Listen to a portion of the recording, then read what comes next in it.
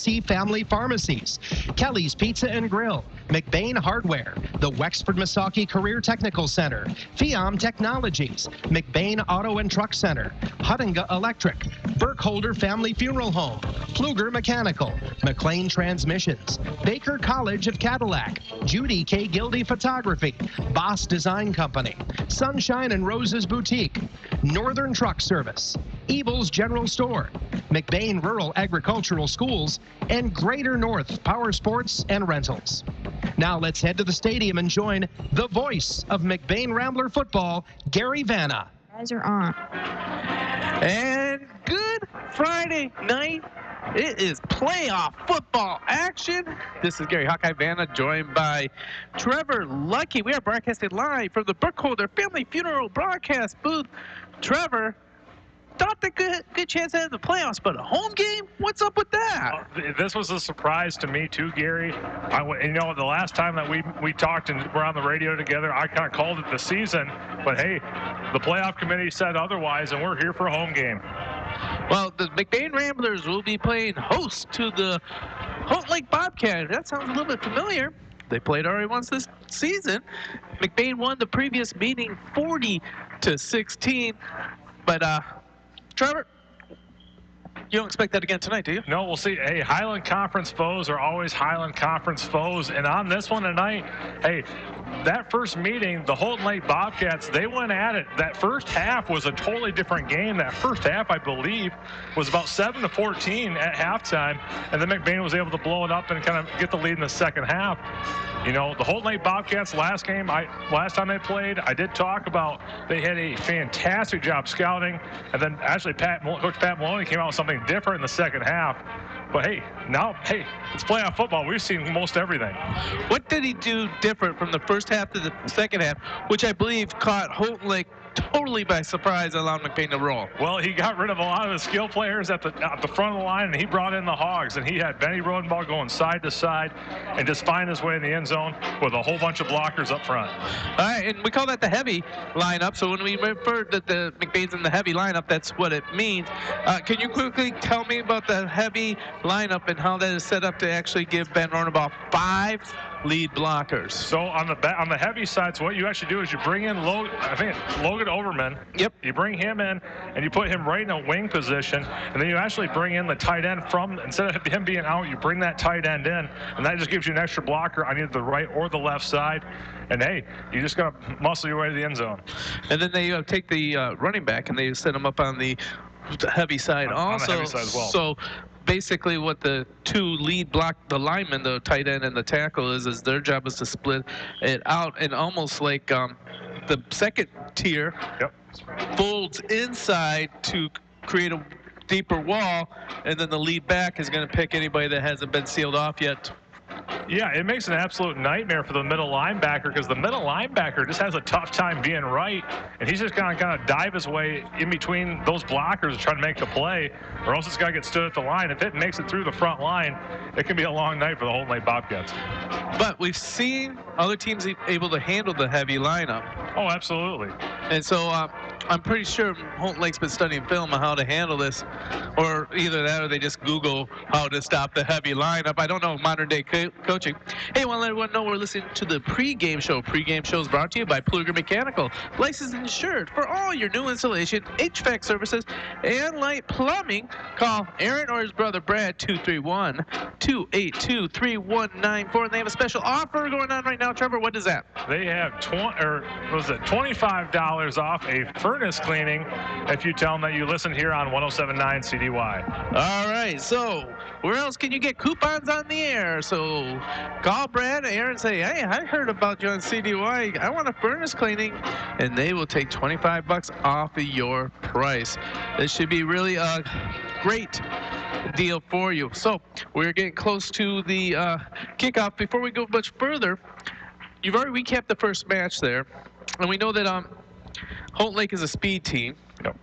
And we should basically if it's true to form for the McBain Ramblers, Old Lake's going to score on the opening drive. Yeah, I mean, that's been the big Achilles heel for the McBain Ramblers all year is that first drive. And then they just kind of settle in. But hey, if they can stop them here on the front drive, that's going to really just demoralize this Holton Lake Bobcats team and hopefully be able to get a quick win early. All right, so McBain Ramblers, I was looking at my research, and then I put it in such tiny font that I can hardly read it. But Max Preps, what they do is they'll break down the scores of each team per quarter, and then they'll take the average score of how each team is done in the quarter, and then they will make a projection of what they anticipate the score of this game is going to be. It's not the most scientific method because it doesn't take into account of McBain's defense or the Holton Lake's defense. It's just what they've done on the season. What do you think Max Prep has predicted for tonight's game? I mean, from Max Preps, I would say it just predicts a shootout. Holton Lake has had some big games, and McBain has kind of struggled the last few games, and we'll see it. I'm projecting a shootout upwards of 21-21. 28-23 Holton Lake winning is the prediction by Max Preps because of the explosive offense that Holton Lake had, and last week didn't help the McBain Ramblers. No, that really hurts your averages when you get zero against an amazing Fowler Eagles ball club, and Fowler's going to go a long way in their point. I think they're actually Division 6, if I'm not. Fowler's Division 8. They're Division 8, so they're not in the same division. Nope. And however, it's going to be they're going to make a long run in Division 8, and they're a great ball club. Yeah, it'll be interesting to see that. Now, Highland Conference, they've actually well repping the league as over half the teams qualified for the playoffs. Do you know who the 5 Highland Conference teams that qualified for the playoffs? A little bit of hint. 2 you can check off in front of your eyes. 2 is pretty easy. So Holton Lake made it, and so did McBain, and that was the only representative of Division 7. I think Lake City went Division 6, and then the Everett Wildcats and Beale City Aggies rounded off Division 8. And Beale City and Everett are in the same district. That's going to be it's going to be quite a matchup. Everett earlier on in the season put a great number against the Beale City Aggies. The Aggies obviously an amazingly powerful offense, and were able to overtake them. But hey, with this kind of weather, it's wet out, and you just never know what'll happen. And then Lake City is actually going to be playing against Manistee in Manistee tonight. That one's going to be on a different station. We'll have this game here. I have spies set up all over the Highland Conference for playoffs, and we should be getting some results as the game as John Gilbert for the voice of the Lake City Trojans. Bill Barnett on our sister station 107.1 should be sending us text as Marion looks to make another deep run in 8-man football. And then I have a secret Rambler review crew on the road in Beaverton, where we will be getting updates of the Beaverton Hemlock game. Why does that one matter? They're not Highland Conference foes. Why does it matter there, Trevor? Hey, because the winner of Beaverton or Hemlock will be able to be seen either here at McBain High School or at Beaverton High School, no matter who wins that game. Hemlock being the 4 seed, if they get the win, McBain will have another home game next week. And however, if Beaverton being the 1 seed, if they were to get the win tonight, McBain will be back on the road. So, big action going on here as this is a big rivalry game. I don't know if you realize this, but there's a band throwdown going down tonight. Yes, that is true. With the bad weather, not good on the instruments, tonight the band was not planning on playing. And then on Tuesday, they found out that Holton Lake's band was coming. And Heather Wiggins says, "You bringing your band on my field? Not in my house." And she brought her band out. Full regalia out there as they are in the full uniforms, and they are going to give a throwdown for the national anthem. Now, you know what we're going to do? We're going to say, Northern Truck Service brings to you the national anthem, as we're going to stay here and listen to the McBain Band throw down the national anthem in just a minute. Without much further ado, we are getting ready for the national anthem. Hopefully they put a little bit of oil on them instruments. I hate to see all the brass tarnish there. It's a little wet night here in McBain. Well, this is an amazing set right here. Our throwdown is gone to a cooperative effort as both schools will be doing the national anthem together. not as much tension here, but it's a really cool type thing. And we definitely going to have to keep this here as the Northern Truck Service National Anthem, brought to you by the Holton Lake and the McBain Rambler Band. Heather Wiggins will be directing both bands. And this will be great because she's going to say if there's a mistake, we blame it on Holton Lake. If it's good, we did it. So, voice of McBain, Harv Lucas, is speaking. From both coaching staffs, will you please welcome the team, the Bobcats of Holton Lake High School. Let's give them a hand and salute them. Their head coach is Mr. Ryan Sursall. And then let's welcome the McBain Ramblers. Head coach Mr. Pat Maloney. The officials for tonight's ball game, Mr. Jim Wheelander. The umpire is Jeff Giller. The light judge is Mr. Troy Unger. The back judge is Mr. Greg Rome. The head linesman is Mark Chanel.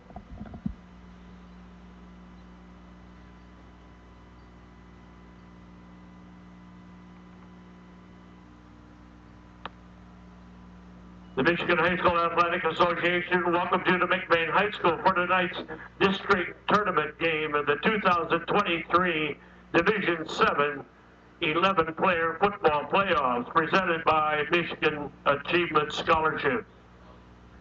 It's game time. Time for both teams to give us their best effort on the field.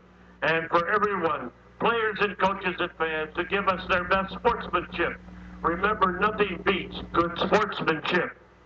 Ladies and gentlemen, at this time, will you rise and ask you to please join the looks like the combined McBain High School Band and the Holton Lake High School Band. Please join them in singing our national anthem.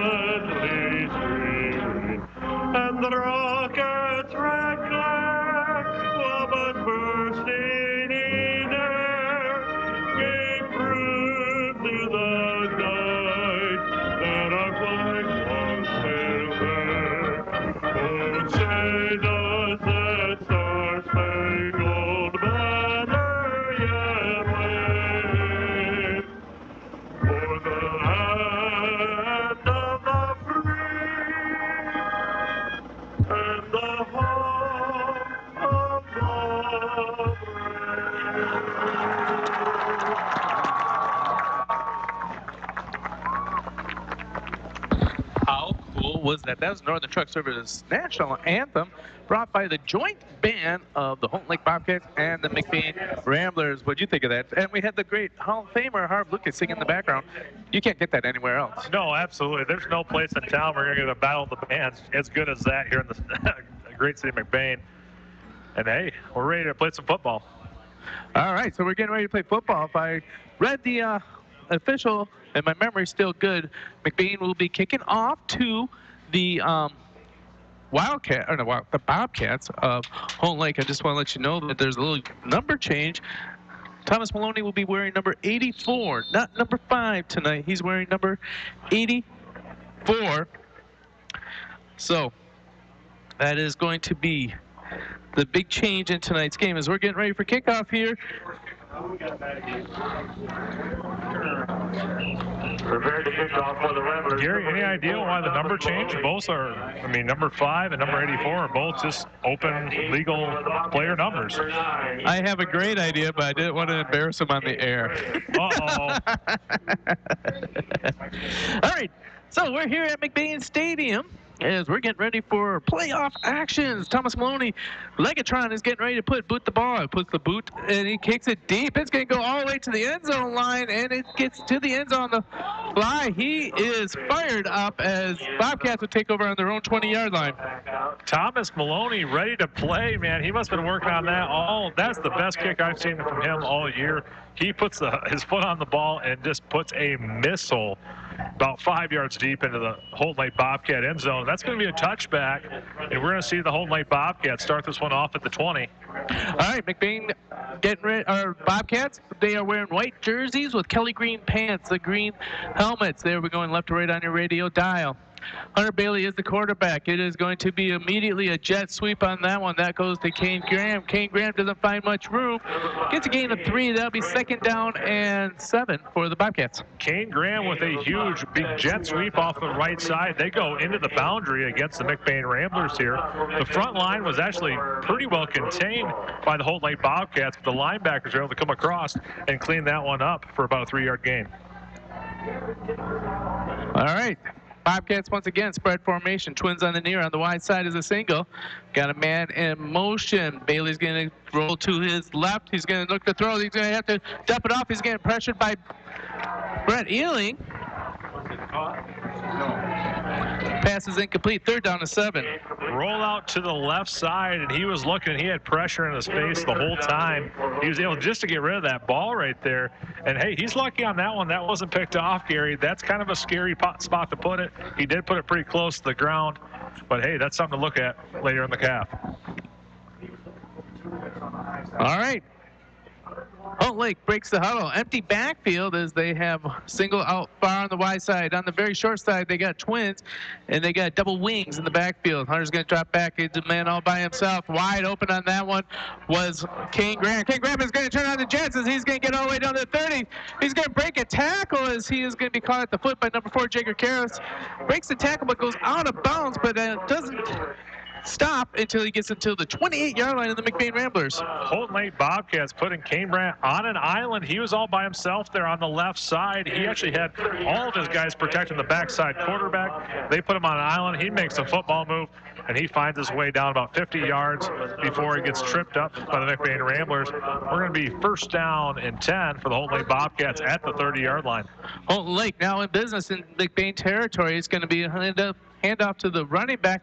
Not much going in the middle as he's going to be taken down immediately by, I got Logan Overman in there, and I also have Johnny Sikkema and a little Caleb Miller.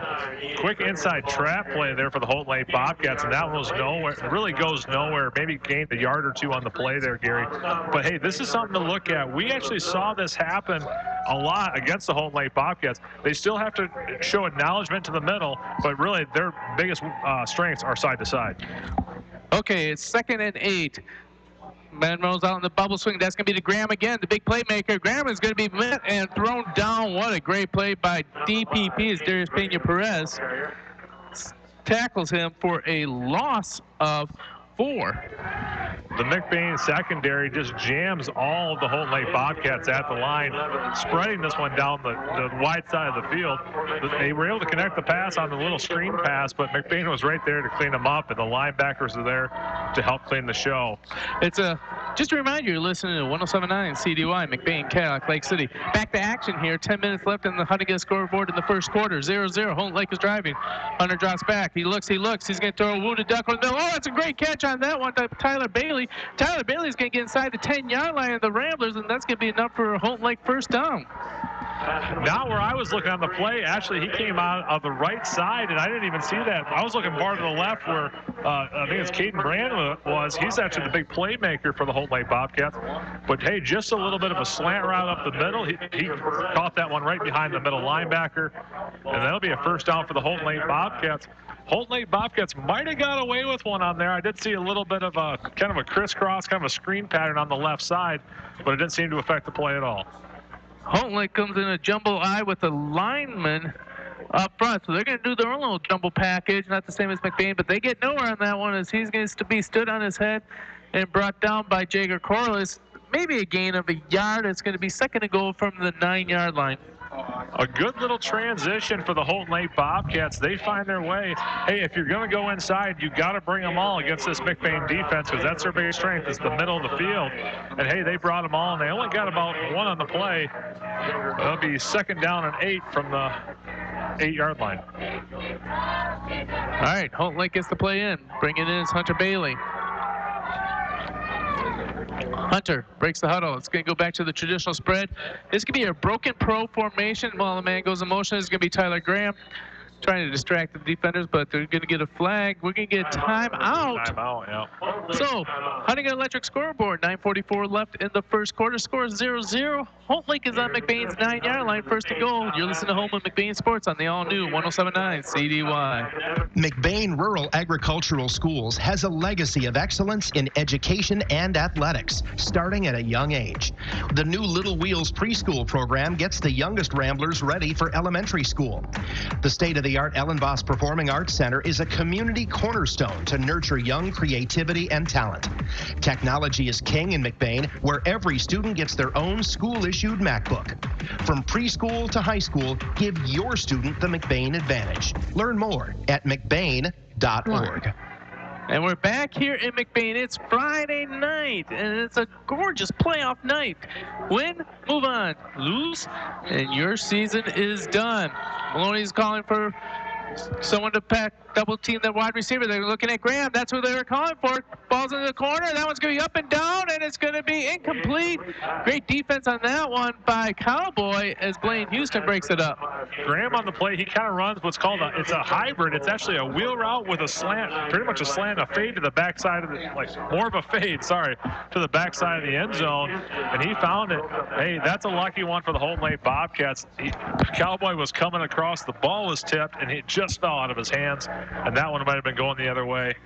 But, hey, that'll end up to be 3rd down and 8 for the Holton Lake Bobcats. Back when I were growing up, we called that the chair play. The chair play. There's a heavy lineup for the Bobcats as they're going to go ahead and direct snap to Graham. Graham's going to foul. He's going to slip down, and he's going to get a turf tackle. The closest man to him was going to be Ben Ronabaugh, so that's going to be for no gain. 4th down and goal from the 10-yard line.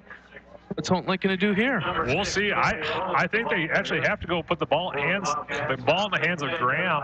But hey, just like you said, the turf monster is going to be a big monster today. This field's been getting rained down all week, and it just showed right there. The field does look in amazingly good shape. Darla Baird has done a fantastic job keeping this field looking good and crisp. You don't see any mud spots, nothing like last week. As we got twins on the near, twins on the far. 4th and 10. Hunter Bailey drops back. He's going to throw it off pass. It's going to be incomplete. The Rambler defense stands tall, and they will take over on their own 10-yard line. Pressure came hot from the middle linebacker spot for the McBain Ramblers, and the Holton Lake Bobcat quarterback had really nowhere to go.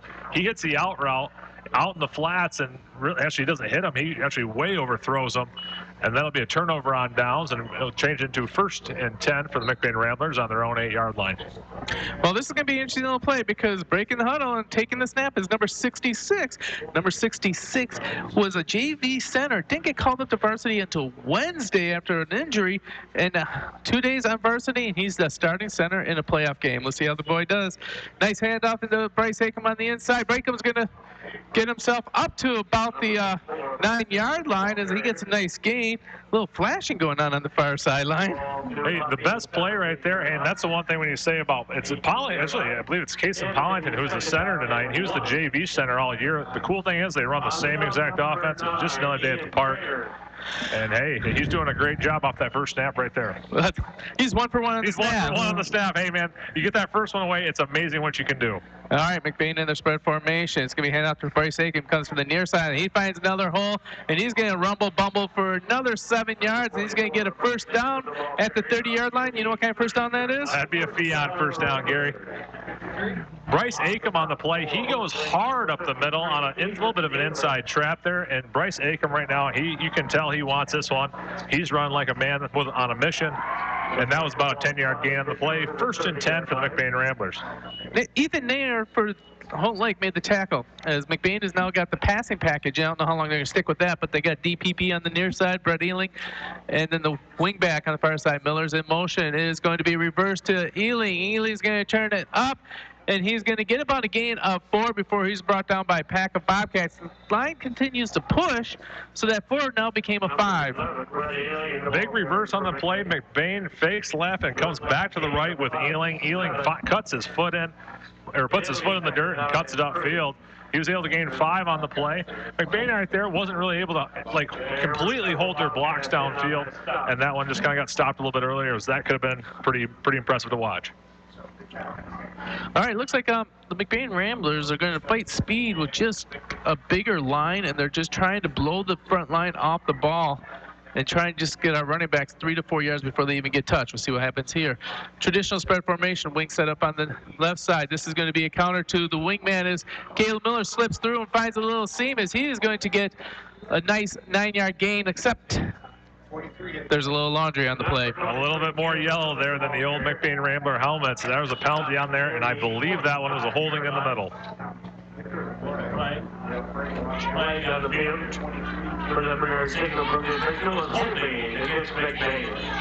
Well, the race at first down there, races at Fiam first down, and McBain will be marking it back 10 yards, which will only be a loss of 8 because it's a spot foul. Loss of 8 on the play, and then also they keep the, actually they go back, they replay the down. So it'll still be 2nd down and 12 for the McBain Ramblers. McBain Ramblers have it on their own 28-yard line. Offense has been looking good. See if they can overcome this holding play. Clock's a winding. Twins on the far sideline. Single on the near. Murphy all by himself. Here comes Rodenbaugh up the middle. He's going to get a gain of 4 and make it 3rd and 8 for the Ramblers. Rodenbaugh, a little stumble, bumble. That one kind of got blown up in the backfield a little bit quick, but he was able to find his way and kind of eke his way forward for about a 5-yard gain on the play. That'll bring up 3rd down and roughly 7 for the Ramblers. And we'll see what they come up with here. All right, McBain breaks the huddle. Come out, jumbo lineup on the far side of the field, the short side of the field. Acom sets up on the right-hand side. They're going to run the jumbo behind that. Rodenbaugh finds lots of room. He's got his first down. He's going to be dragging a player for another 5 yards as he gets the first down in a gain of 14. 1st and 10 for the Ramblers. What kind of first down? That was a Fiam first down there, Gary. We had a jumbo package to the right, and Rodenbaugh found his way up the sidelines for about 15 yards on the play. Gashed him right off tackle. Went right off tackle against his Holton Lake Bobcat defense and found his way up there. And, hey, he only had about 1 guy to beat, and he could have been gone there. We'll see if he can break one later in the game. Well, we just want to let you know, over in Beaverton, Beavers are up 6-0, missing the extra point over Hemlock in the first quarter. Okay. Jumbo lineup, quick shift to the other side. Holton Lake shifts with them. We'll see how that sets up. Rodenbaugh follows the jumbo lineup to the wide side. Dances and jumps over one player, makes another player miss, and he's got a big gain. He's probably going to be tackled from behind on that one by number 23. That was Brendan Wilson that stopped the touchdown run, but that's going to be another first down. Betty Rodenbaugh finds his way right up the middle, just off tackle again, but actually finds his way to the other side of the field halfway through the run. He does a little shimmy shake and was trying to make it to the sidelines. Got grabbed and brought back by his jersey, but not before he was able to get a 10-yard gain on the play. That'll be 1st down and 10 from the Ramblers from the 37-yard line. Last time these two teams met, and when McBain brought out the jumbo lineup for the first time, Ben Rodenbaugh rushed for over 200 yards. See if he can keep that going. Jumbo lineup sets up on the far sideline, the short side of the field. This is going to give to Bryce Acom to follow the jumbo lineup. He's going to get a big gain. As he spins out of a tackle, he's going to get a first down and a little bit extra. Does a gain of 12. Ramblers 1st and 10 from the 24-yard line. Bryce Acom on a quick little just kind of pro-style setup. He just puts it right to the right side. He gets behind the jumbo lineup and makes his way for another McBain first down. It'll be 1st and 10 from the 27-yard line. Heavy lineups working well for the Ramblers as they're now throwing some new wrinkles into it, the late shift and the different people running behind it. Again, jumbo lineup set up on the short side of the field. They shift to the near side. That's going to be the wide side. Rodenbaugh's going to follow that. Rodenbaugh's going to dance through. He's going to get 6 yards before he's touched. Finally tackled after a 9-yard gain. That'll be 2nd and 1 for the Ramblers. Rodenbaugh fouls right behind running back Bryce Acom. He finds his way up the line, is able to gain about 8 on the play. We'll see what happens. I love that Benny Rodenbaugh's getting the ball. He's an amazing athlete. He's really fun to watch. But, hey, the biggest thing is he's been doing this all season. It's amazing to see Bryce Acom get a few carries out of this one just to try to take the load of Benjamin Rodenbaugh. Hey, it's been a long season for him, and he's taken a lot of hits. Yeah, that's the thing. You need to keep this guy protected, especially if you're hoping for more than just 1 week in the playoffs. Oh, absolutely. All right. Jumbo lineup. The heavy lineup sits up on the left-hand side. There's going to be a counter on that to Caleb Miller. Caleb Miller is going to try and find the edge. He's going to get the edge, and he's going to be close. He may have gotten the yard for the first down. Let's see. Caleb Miller coming off the right side, and I thought that was a great stand by the Holton Lake Bobcats. They did give up the first down, but it was only a 2-yard gain on the play. Hey, that was a great little wrinkle outside of that jumbo left offense, and hey, brought Caleb Miller hard to the right. And he turned the corner, but he just couldn't make much more than 2-yard gain. All right, it's now going to be 1st and 10 because we just got another first down. I'm glad we got to say a lot more this week already than we did last week, the whole game. You know, that would have been a tough one. Hey, last week was a hard game, but again, like we said, Fowler was a heck of an opponent. Hey, you know what? Iron sharpens iron. As the jumbo line or the heavy lineup, Rodenbaugh fouls it. He's going to cut back across the game. He's going to go find the corner. Touchdown, Ramblers! Benjamin Rodenbaugh comes off the left, and actually the whole line just kind of held up. The whole Holton Lake Bobcat defense sold out to the left, and Benny Rodenbaugh was able to actually bounce it to the right, finding the right pylon for the touchdown.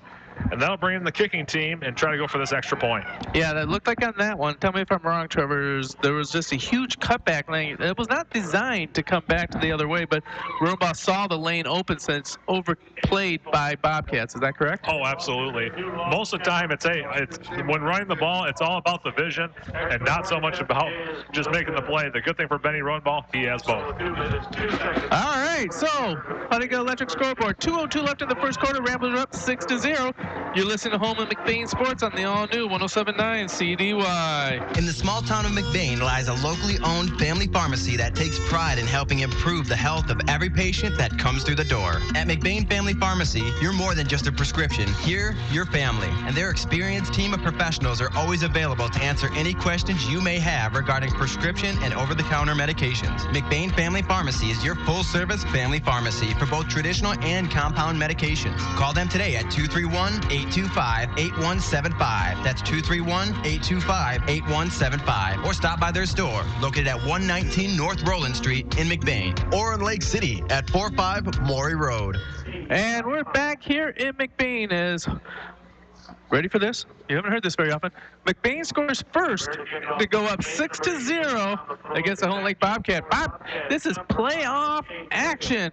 Winner of this will face the winner of the Beaverton Beavers and Hemlock game being placed in Beaverton right now.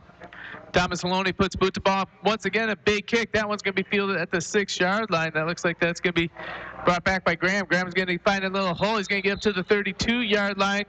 Make it the 34, 1st and 10 for the Holton Lake Bobcats. Graham running with all of his might. He grabbed that thing at the 6-yard line and flew up the right side of the field. He got tripped up a little bit by the Ramblers, but hey, thank goodness he didn't make his way through. If he would have made it through that trip up, he was long gone. And a big miss for the Holton Lake Bobcats, but hey, they're going to start out 1st and 10 from the 35-yard line. Elo Wilt with the tackle on that one. As it's 1st and 10 for the Bobcats on their own 35. Same place if you would have kicked it out of bounds. You got twins on the far side. Double tight end. It is going to be a counter to Graham. Graham's going to try and find the corner, but great pursuit and penetration on that one as Bryce Acom shoots the end and will throw him back for a 5-yard loss. Bryce Acom comes from his outside linebacker spot and absolutely punches Graham right in the backfield, cut him out the knees before he even could do anything, and that'll be a big loss for the Holton Lake Bobcats, being now 2nd and 15 with a loss of 5. You think Pace has the team keen on Graham? I'm just wondering, do you think? Well, I mean, he's their biggest playmaker in all of high school football. I mean, there's the top 3 guys, and every play goes through the top 3 guys. Interesting little place right there as they set the bubble screen for Graham. Throw it short, and it's going to be caught on that one by Tyler Bailey, the brother. Tyler Bailey is going to take a big gain and get a first down all the way down the McBain Ramblers 44-yard line before he's pushed out of bounds by Rodenball and DPP. A phenomenal little wrinkle there for the Holton Lake Bobcats. They set up the huge swing pass, and then they actually had one of their running backs cut inside, and it was almost like a swing pass counter. He was able to take the ball and go completely the opposite way up the field, catching the McBain Ramblers' favor on the left side, and he just hammered it to the right. So Graham was a decoy in that play. We'll see if they can see more of that. As this is going to be inside handoff, and that one's going to be given up the middle to Ian Trader. Ian Trader running with all of his might on that one. He was hit about 3 yards in the backfield, and he scratched and fought his way for about a 4 to 5 yard gain on the play. We'll bring in 2nd down and 6 for the Holton Lake Bobcats. Bryce Aiken making the big tackle on that one to stop that from going even further. It's going to be 2nd down and 6 for the Bobcats on the McBain Bobcat. Shotgun formation, broken pro. It's going to be an inside handoff. That one's going to be met in the backfield. Get the name of the truck that ran him over. It looks like that was a great job on that one. Coming up was Caleb Miller, and then the rest of the convoy came and wrapped him up. Johnny Sickam, Bryce Aiken, and a little Boots Bentham. Hey, Caleb Miller on the initial hit, and wow, what a big hit up the middle. The whole offensive line was just swallowed up by the McBain defense, and that'll end up being about a gain of barely a yard. It'll be 3rd down and 5 for the Holton Lake Bobcats. At the end of the first quarter, according to the Huntington Electric scoreboard, the score is McBain 6, Bobcats 0. You're listening to Home of McBain Sports on the all-new 107.9 CDY. It's time to think about winter fun right here in our own backyard. Greater North Power Sports and Rentals is a Polaris Adventures authorized outfitter, and they have 57 Polaris Indy 650s ready and raring to rent once the snow flies. Enjoy all the fun winter has to offer with none of the expense for upkeep. Greater North Power Sports and Rentals offers winter service work and winter storage. Book your day today. Call 231-878-1678. That's 878-1678. Greater North Power Sports and Rentals on 13th Street in Cadillac. Welcome back to McBain playoff football. Winner moves on and face the winner of Beaverton and Hemlock, where Beaverton's currently up 6-0. The loser starts getting in the gym and shooting baskets. We want to let you guys know that no matter where you go across the nation or out of the county, you can listen to this game anywhere because we live stream all of our games. Thanks to McLean Transmission for being our live stream sponsor. We'll tell you a little bit more about McLean Transmission. As Hunter Bailey drops back, he's going to throw the pass over the middle. Wide open on that one would be Ian Trader. Trader is going to sit down and get a first down at the 30-yard line before he's tackled by Caleb Miller. Ian Trader on a big break. He just did an inside slant just outside the linebackers, and they were able to play a little pitch and catch for the 10-yard gain on the play. And hey, that one looked extremely good by the Holton Lake Bobcats. Their passing game is on point as long as they can keep this McBain defensive line at bay.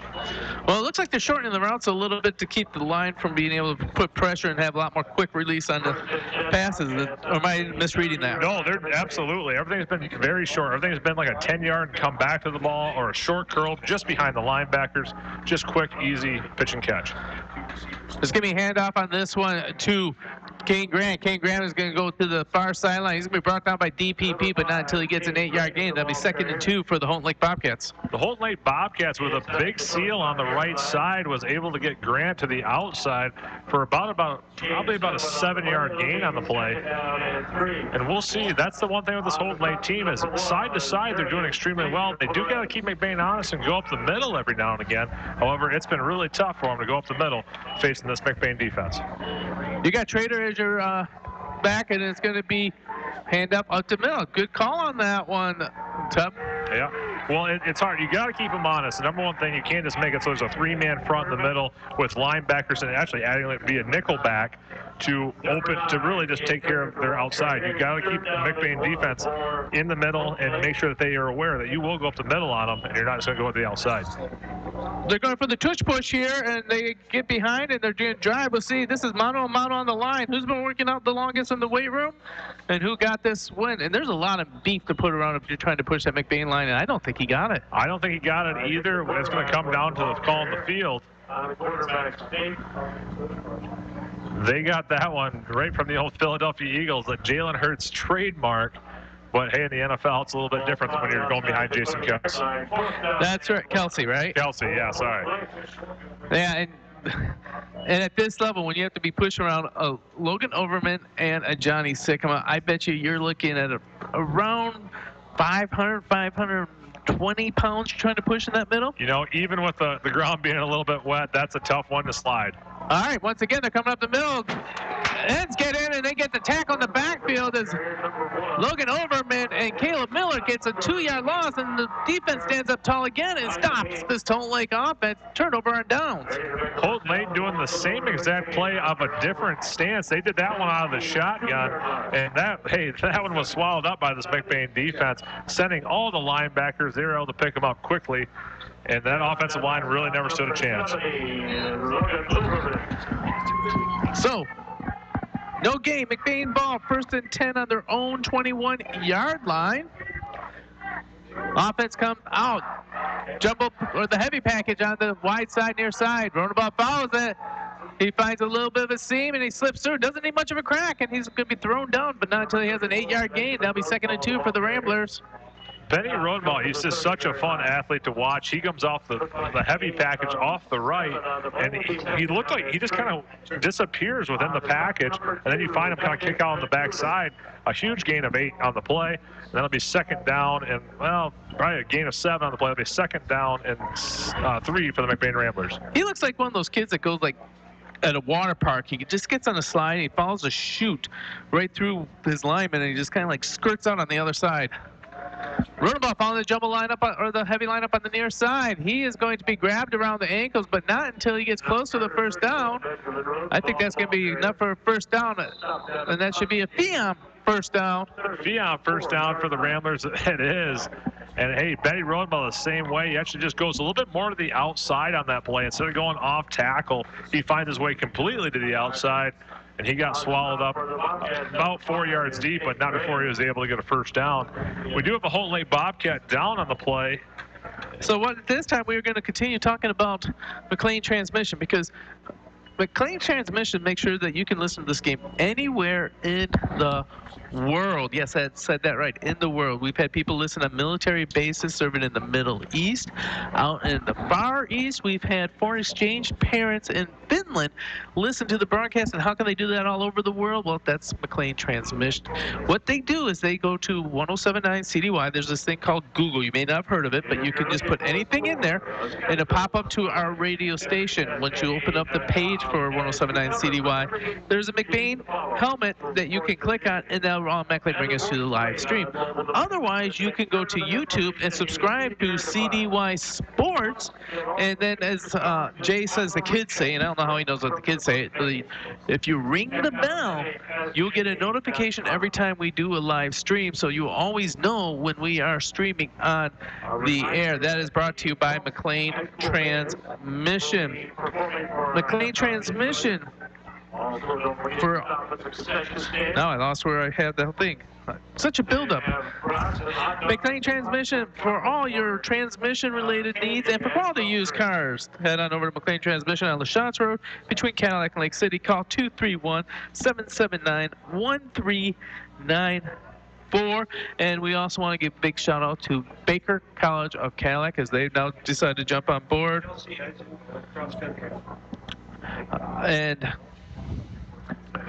And there's the Holton Lake Bobcat. I don't know who the player was there, Gary. He found his way to his field with some assistance from his coach, but it looks like he's okay. And I wouldn't say walking under his own power, but he is putting a little bit of weight on that leg.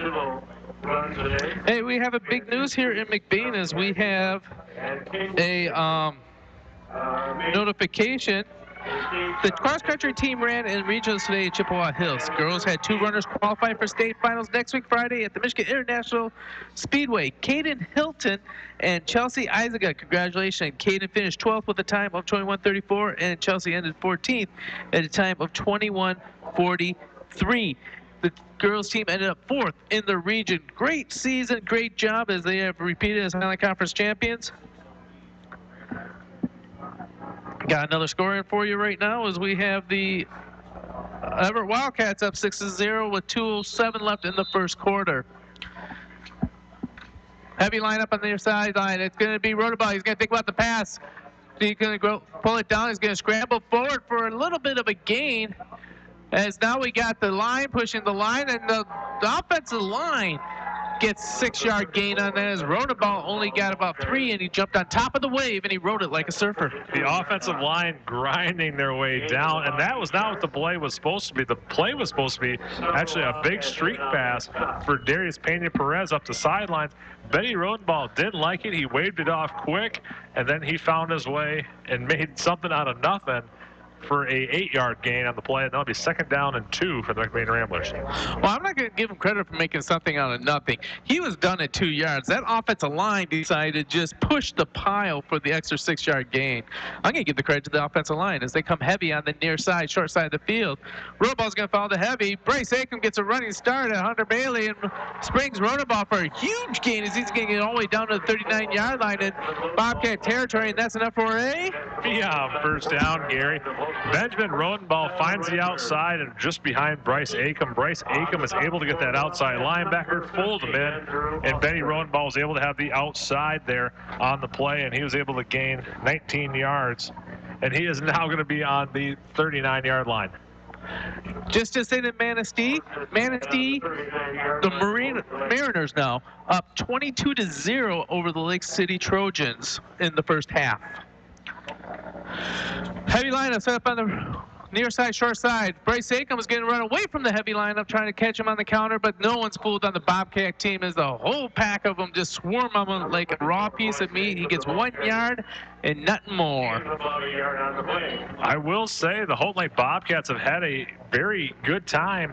They've been stopping everything that's been off of Rodenbaugh. So whenever you end up getting Acom gets the ball or Miller gets the ball coming the other way, they're 100% ready for that.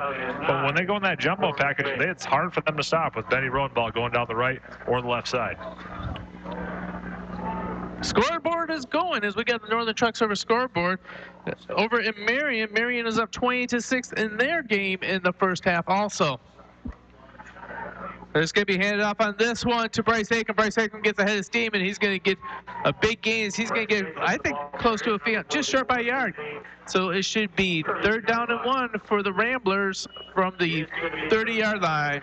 Bryce Acom finding his way all the way up the field and going right up the middle, right behind Caleb Gildy and Brett Rodenbaugh. They paved the way for him, and he was able to gain 9 on the play. You know, I was kind of licking my chops wishing I could run behind these guys. Once again, Bryce Acom up the middle, following Boots Bentham, and he's going to get enough for a first down and a little bit more as he's going to bring the ball all the way to the 25-yard line. 1st and 10 for the Ramblers, and that's another Fion first down, Gary, and that was a nice little run up the middle by Acom, and they were able to find the first down. And now we're looking at 1st down and 10 from the 25-yard line, and hey, the McBain Ramblers are knocking at the door. Hey, if they're going to keep this up, I think we're going to start billing Fion per first down instead. But then again, I think we may owe him a check from last week. Yeah. Hey, you know what? You win some, you lose some, and hey, it's kind of a barter system. All right, here comes the Ramblers. Spread formation, twins on the far. Caleb the wing on the far side. Bryce Acom sets up on the left-hand side of Rodenbaugh. Hand off inside of Rodenbaugh. Acom has nowhere to go as he is immediately met at the line of scrimmage. Maybe a gain of 1. That'll be 2nd down and 9 for the Ramblers for the 24-yard line. Acom trying to run just off in between center and guard on the play, and he was swallowed up in a hurry. Andrew Ulster with the tackle, and that'll bring up 2nd down and 9 for the McBain Ramblers. Logan Overman heads into the lineup. What do you think that means? That means we're probably running to the right. We're going heavy. We're going heavy, but we can tell we're a pretty right-handed team. McBain heavy sets up on the right-hand side. Johnny Sekma puts his hand on the ground. We know no shift here. Rodenbaugh runs to the near side. He's going to follow Bryce Acom. He's going to break 1 tackle. He's going to get a whole lot more until he slips. And he's going to be just short of the, well, we'll give him the first down. So that'll be another Fion first down, Gary. So McBain Ramblers, 1st and 10 from the 11-yard line. Hunting Electric scoreboard says 4:54 left in the second quarter. Ramblers are up 6-0. So we'll see what they call on this one, Gary. I got a feeling they're going to go right back to the old power and be the heavy lineup on the right side. It's been doing well for them the whole game going up the field, and they actually did very well for them in their first meeting against the Houghton Lake Bobcats. And they set up heavy where they have Logan Overman as an uncovered tight end. So they shift over there to cover him. And now Rodenbaugh's going to follow that. He finds a big gap in the middle, leaps over that, and he's brought down at the 6-yard line. That'll be 2nd and 6 for the Ramblers. The play on that one, so they actually shifted over and they went heavy to the right. We'll see if they were able to see the eye in the sky here, being the McBain Ramblers coaching staff. Shorty went through that hole unblocked, and he was actually the fake guy. And, hey, they sold out completely to Rodenbaugh, and we're going to see what they do right here. And I think Shorty's getting the ball. All right. Heavy set up here. Overman didn't report as an eligible receiver, so we know the shift's coming. Bobcats shift. Everybody found the heavy, and Rodenbaugh's running away from it. Rodenbaugh is going to follow a block from Bryce Aikens, get to the end zone, falls in, touchdown, Ramblers. So not 100% when I said Shorty did not get the ball, but however, they actually did the heavy to the right, and then Benny Rodenbaugh went to the left with the lead blocker being Shorty, as known as Bryce Aikens. And that'll be a touchdown for the McBain was it? Yeah, it was a touchdown, right? Yeah, be a touchdown for the McBain Ramblers. And a big play for Benjamin Rodenbaugh. McBain's going to be going for 2 to kind of make up for that missed extra point. Heavy lineup once again on the right-hand side. Bryce Aikens is over there. Rodenbaugh's going to follow the heavy lineup. Finds a little seam in the middle. Leaps forward. Goes down. Touchdown. Excuse me. Extra point conversion is good. So with 3:41 left on the Huntington Electric scoreboard, the Ramblers 14, Bobcats 0. You listen to Home and McBain Sports on the all-new 107.9 CDY. Another regular season of high school football comes to an end tonight. 9 games, 9 weeks, but the commitment is so much more than that. FIAM Technologies wants to take a moment to salute all of the players for their efforts over the last several months, the coaching staff for their guidance, and the parents who give up so much of their time. Success is a true team effort, and FIAM Technologies is proud of all of you. They also want to wish our volleyball team the best of luck in the playoffs. FIAM is teamwork. FIAM is family. FIAM Technologies on Leeson Avenue in Cadillac. Go Ramblers! 0. And we're back here in McBain as the Huntington Electric scoreboard says Ramblers 14, Bobcats 0. 3:41 left in the second quarter. Hey, you know, Tubby's been kind of doing a little talking, but want to let you know a little preview of something that's going to be coming on the Rambler Review within the next year. There's been a lot of research, and we found out that in 1924 was the very first McBain Rambler football team. They played one game against Lake City, lost 60-0. Ooh. The article is quite interesting because they talked about the men of Lake City versus the boys of McBain. But there was a McBain football team from 1924 to 1938, and Tubby just told me McBain played honor to them lately because they just went back to that offense where you just direct snap it to your best athlete and you have them run behind your biggest boys. It's pretty much just a snap and let's go. As Maloney puts the ball on the ground, it's going to skid to the 20-yard line, and this one's going to be picked up by Trader. Trader's going to find the edge. He's going to find a whole lot more. He's probably going to be driven out of bounds on that one. Nice tackle on that. I think that's going to be Number 5, Kane Graham, the ball carrier. Boots Bentham on the tackle. Cater, he was able to grab the ball. He fumbled it once or twice. He was able to pick it up and find his way. It is 100% wet conditions tonight, as you can probably see outside at home, wherever you're watching, but it is wet here at McBain. He was able to pick it up and find his way to the right side, and they got kicked out at the 40-yard line. A first down and 10 for the Houghton Lake Bobcats. All right, Hunter Bailey back to pass. Has a wide open receivers. He tries to throw it to Braylon Dull. That's over his outstretched hands. Falls incomplete. Second down and 10 at the 40-yard line of the Houghton Lake. A wide open receiver for the Houghton Lake Bobcats on there. On that one, it didn't look like he actually threw it more to a player, more to a kind of a spot on the field. We had all the Houghton Lake Bobcats coming within roughly about 5 yards of each other, and they all kind of looked at each other at the end and says, who's going to grab it? And nonetheless, that'll bring us to be second down and 10 with 3 minutes and 30 seconds to go. Hunter Bailey Bailey drops back for another pass, and he's going to find this time a Delano Mentowitz, and that falls incomplete. That will make it 3rd down and 10. Darius Pena-Perez saved a touchdown on that one with a big swat. He's the one, he comes across the field, and he was able to swat it out of the air and stop the Holton Lake Bobcats. It is now going to be 3rd down and 10 with 3 minutes and 24 seconds to go in the quarter, or in the half, excuse me. Northern Truck Service score update. Beaverton Beavers are up 12-0 on Hemlock right now. Trips on the near side, single on the far side. Drop back on the shotgun formation. Hunter Bailey surveys, flush out of the pocket. And now he's going to be brought down by Boots Bentham. He does get a 2-yard gain, but not anything more. That'll make it 4th down and 8. And I think we might see the punter for the first time. Hunter Bailey missed one on there. He was looking to the right, and I get it. It's a long throw, but his wide side receiver here on the left side was completely unguarded. He missed that one, and I bet he wishes that one was back. But we'll probably see the punting unit right here with 4th down and 8 from the Holton Lake Bobcats own. Oh, they're going for it. Here we go. Well, we'll see what happens. Hunter Bailey may be the punter, but Maloney's not ready for this, so he's going to call a timeout. Huntington Electric scoreboard, 3:16 left in the second quarter. McBain's up 14-0. You're listening to Home and McBain Sports on the all-new 107.9 CDY. Parents, if you want your student to be college or career ready by the end of high school, then CTC is the place to be. I'm Haley from McBain High School, and the Wexford-Missaukee Career Technical Center in Cadillac is preparing me for the jobs of my future. Students from all over the region can choose from 15 career-driven programs with a free associate's degree available in some programs through 13th year training. It's the best place for me to learn hands-on skills. Find out more at WMISD.org at the Career Technical Education link and see why CTC is the place to be. Welcome back to McBain. Hey, we got a great game going on here, but you may not be able to listen to us where you're at, or you might have family off at college or something like that. They want to know, how can they listen?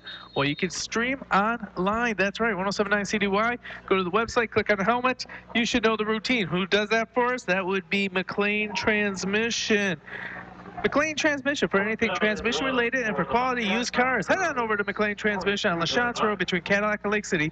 Call 231-779-1394. Hunter Bailey, 4th down in the rain. He's going to throw it up. It's going to go into the hands. It looks like that is going to be caught by Trader. No, it looks like it's going to be caught by Tyler Bailey. I think the two brothers have been playing that play many times. Tyler Bailey with a 10-yard curl on that one brings it in, and you can see it, Gary. Here it comes. That miss that's been the whole night has now turned into it's pretty more than a miss, almost like a light rain. And hey, this is going to make a big difference come the second half. All right, spread formation. This one's going to be given to Graham. Graham up the middle. He's going to get a 5-yard gain. It'll be 2nd and 5 for the Bobcats. As the umbrellas are coming out in the stands, you can't see ahead anymore. Everything's covered by the umbrella. Rain's coming sideways, and it is just getting to become more of McBain weather, to be honest with you. Absolutely.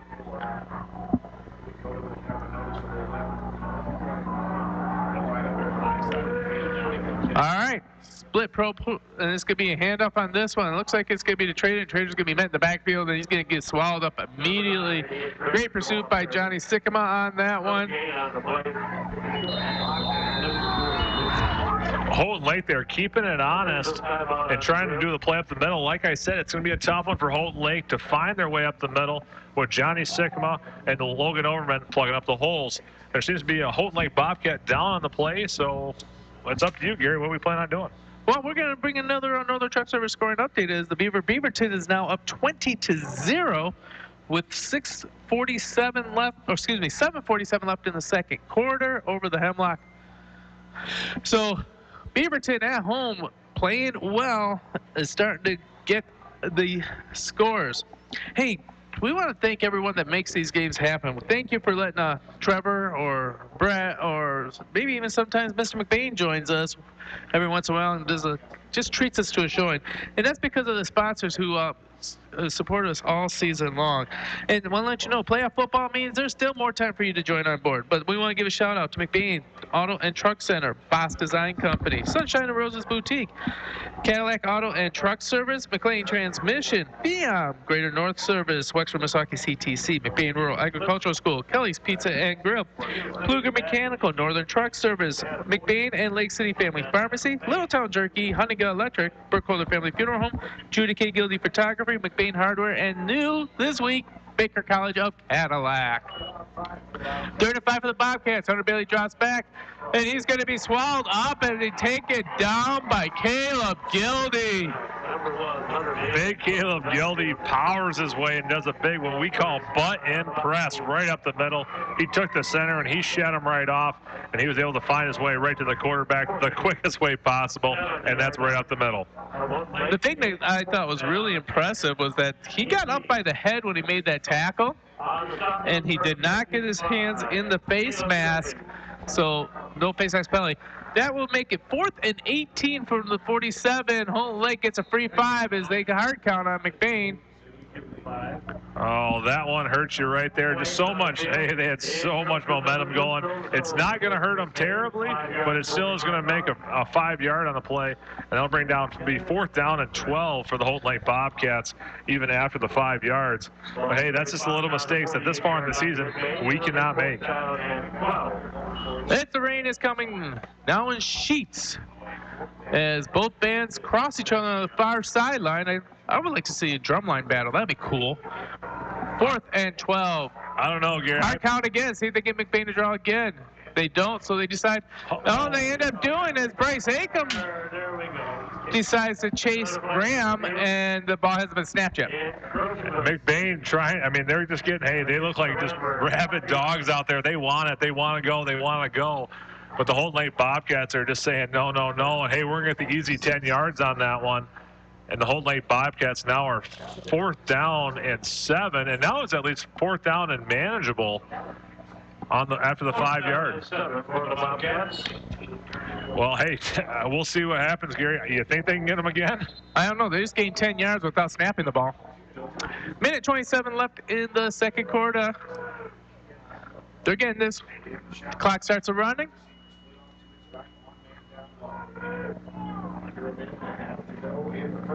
All right. Game's getting on. Bobcats. Twins on the far, single on the near. Late call, change of the play.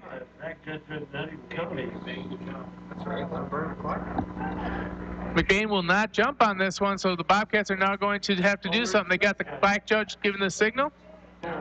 Hunter Bailey drops back. Big rush by the Ramblers. They're going to throw it up for desperation. Wide receiver turns right into DPP. They want to pass interference, but Darius was just standing there like a pedestrian on the side of the road. Just kind of sitting over there in the corner, and we will see. It looks like, I mean, the Holton Lake quarterback is left-handed. You can tell that he wants to go across his body. Right here to actually the close to us, he's had some wide-open players all night and just kind of refuses to put one over there. And we'll see if he's able to put one over there in the second half. But right now, the McBain Ramblers are really key into the right side of the field. And they just want more and more rain to make this a wet, sloppy mess and just make it a slugfest the rest of this game. 59 seconds left in the first half. Ramblers are up 14-0. They come with the jumble lineup. They're going to keep the ball in the hands of Ronaball, I believe. And they do. Ronaball follows the jumble lineup. And I don't know if you saw that. Johnny Sycamore was actually blocking 2 men at the same time. He was like shifting to his left to block someone, then to the right to hit the other guy, and he held 2 guys up on that by himself, but no gain. If there's a guy that can do it, it is Johnny Sycamore. He is all of being roughly 6'4", 275 pounds, and he is just coming down the line like a monster. It's really fun to watch. All right, they bring in Landon Kurt. Kurt's a home run threat at the running back position. I would expect the ball in his hands, and there it is. He found the double pull to the sideline. Doesn't get much of a gain there. He only gets a gain of 2 as Holton Lake plays that one beautifully. Broken up immediately on that one by Kane Graham. Holton Lake spreads the field out, and they go all the way down, and they just hold that line and make the freshman come all the way to the end zone, or excuse me, come all the way to the sidelines. McBain calls a timeout with 1.5 seconds left. Want one more chance for something on this one. I think it may just be a bit out of Thomas Maloney's range. I'm not sure. Looks like that one's going to be quite out of his range on this side of the 50. This is out of the range of a lot of people, especially with this kind of conditions. We're going to have 1.5 seconds to go, and we're going to be on the Houghton Lake side of the McBain 40. Yes, and just to let everyone be reminded that McBain will get the kick to start the second half. So McBain already up 14-0. We want to remind everyone you want to stay for the McBain Hardware halftime show. McBain Hardware, where you can hear from Trevor and you can hear from Tyler and Ron. But I tell you what, here's a little secret you may not know. If you go and you want to talk about the game, don't talk to Tyler. Don't talk to Tyler. He won't have a clue what happened. It's Trevor, the one you want to talk to if you want the game breakdown, the great football mind that is one Trevor Lucky. Jumbo lineup right here. DPP all by himself. I expect him to run a play. Going to be direct handoff or snap into Rotobaugh. Rotobaug's going to dance forward and finally come down and gets another Fiam first down, but that's it. So at the end of the first half, Huntington Electric scoreboard, 14 Ramblers, 0 for the Houghton Lake Bobcats. You're listening to Home and McBain Sports on the all-new 107.9 CDY. From sales to service to parts, your complete automotive experience begins and ends at McBain Auto and Truck Center. Specializing in sales of rust-free Southern trucks that have never seen road salt. Watch the Facebook page for updates on new arrivals. They offer professional repair on all makes and models, all the parts you'll need if you're a do-it-yourselfer, and a great selection of used trucks. One stop is all you'll need. McBain Auto and Truck Center on Maury Road, just north of McBain.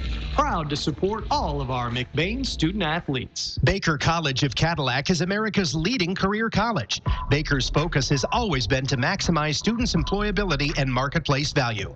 Baker College programs provide students the skills that lead to real jobs. Every class stresses the specific skills employers say they need. Baker College focuses on programs that support the careers that are in demand. Call the admissions office at 855-487-7888 or visit baker.edu. Hello, Rambler fans, and welcome to another edition of the Sports Wrap-Up. This is Gary Vanis sitting in here for Ben Tripp. Let's start off with the football action. The Ramblers ran into a buzzsaw in Fowler, losing 40-0. They finished the season 5-4, which was enough to get them into the playoffs and host a home game. In cross-country action for this week, the boys and the girls team had the week off as they were preparing for regionals today in Chippewa Hills. Good luck to both teams, and we'll update you if we have any state qualifiers. Now to volleyball action. Last Saturday, the Ramblers hosted their fall tournament. They went 1-2-1, beating Grayling, splitting with Charlevoix, and losing to Midland, and then to the eventual champions, the Lake City Trojans. Coach Murphy complimented the improvement of the play on the offense as the team did a better job of distributing the sets and involving the middle blockers more. On Tuesday, 10-24, the Ramblers wrapped up Highland action with a win over Pine River in 4 sets. Coach Murphy complimented the standout play of Ayla Ferdine with 100% serving, including 5 aces, 12 digs, and 5 kills. Caitlin Dezou and Shannon Maloney, as well as Izzy Roosevelt, led the team in offensive stats. The Ramblers finished the league in 5-3 in 3rd place. On Thursday, they wrapped up the regular season as the runner-ups for the Osceola Cup. They finished off Pine River in 3 sets before they lost to the eventual champions Reed City in straight sets. Both seniors Breckencotter and Carson Meyering had great nights. The Ramblers finished the regular season 19-22-2 and will face Pine River in the district semifinals at Pine River next Wednesday. Tune in next week as we'll bring back more Sports Wrap-Up. This has been Gary Vanna. Feel the wheel. It's time to think about winter fun right here in our own backyard. Greater North Power Sports and Rentals is a Polaris Adventures authorized outfitter, and they have 57 Polaris Indy 650s ready and raring to rent once the snow flies. Enjoy all the fun winter has to offer with none of the expense for upkeep. Greater North Power Sports and Rentals offers winter service work and winter storage. Book your day today. Call 231-878-1678. That's 878-1678. Greater North Power Sports and Rentals on 13 14th Street in Cadillac. McBain Rural Agricultural Schools has a legacy of excellence in education and athletics, starting at a young age. The new Little Wheels preschool program gets the youngest Ramblers ready for elementary school. The state-of-the-art Ellenboss Performing Arts Center is a community cornerstone to nurture young creativity and talent. Technology is king in McBain, where every student gets their own school-issued MacBook. From preschool to high school, give your student the McBain advantage. Learn more at mcbain.org. The list of three-time MHSAA Finals champions in girls golf grows by 2, and a perfect season on the tennis court ends with a championship. I'm John Ross, and this is This Week in High School Sports, powered by Michigan Student Aid. Lauren Timpf and Mia Melendez are no strangers to winning golf tournaments, and the pair each captured their third individual girls Lower Peninsula golf title over the weekend, becoming just the 7th and 8th golfers in MHSAA history to do so. Timpf from Macomb Lutheran North shot a final round 67 to win Division III by 8 strokes. Her performance helped Lutheran North to a third-place overall finish. Grand Rapids Catholic Central finished first. Melendez, a junior from Ann Arbor Green Hills, won her third straight Division IV title by firing a 2-day total of 148, 2 strokes better than the field. Melendez will enter her senior year with a chance to be the first Lower Peninsula girls golfer to win 4 straight titles ever. Lansing Catholic won the team title in Division IV. In Division II, Lauren Davis of Coopersville is your individual champ, while Farmington Hills Mercy repeated as team champ. And in Division I, Elise Fennell of East Kentwood captured medalist honors. Rochester Adams was the top team. For more on all 4 divisions of Lower Peninsula girls golf, make sure you check out MHSAA.com. It's time for Game Balls, when we highlight a trio of standout performances from the last week.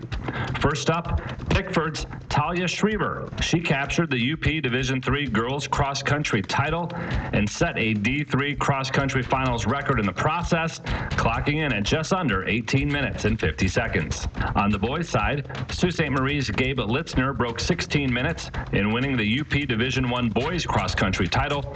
He's just the second runner in the UP to ever break 16 minutes. And to Hart's Jose Luis Andaverde. He scored 4 times in a win over Ravenna, giving Hart their first win over the Bulldogs since 1992, their 8th win, which tied a school record, and qualified Hart for the playoffs for the first time ever. For high school seniors, the matchup of the year isn't on the field. It's actually online. That's right. When you fill out the FAFSA, the free application for federal student aid, you could also be eligible for thousands of dollars in additional money from the Michigan Achievement Scholarship. Yep, nearly 80% of students who fill out the FAFSA may be eligible. Now that's a matchup we can all root for. Get started today at michigan.gov/achievement. The Michigan Achievement Scholarship. It's a game changer.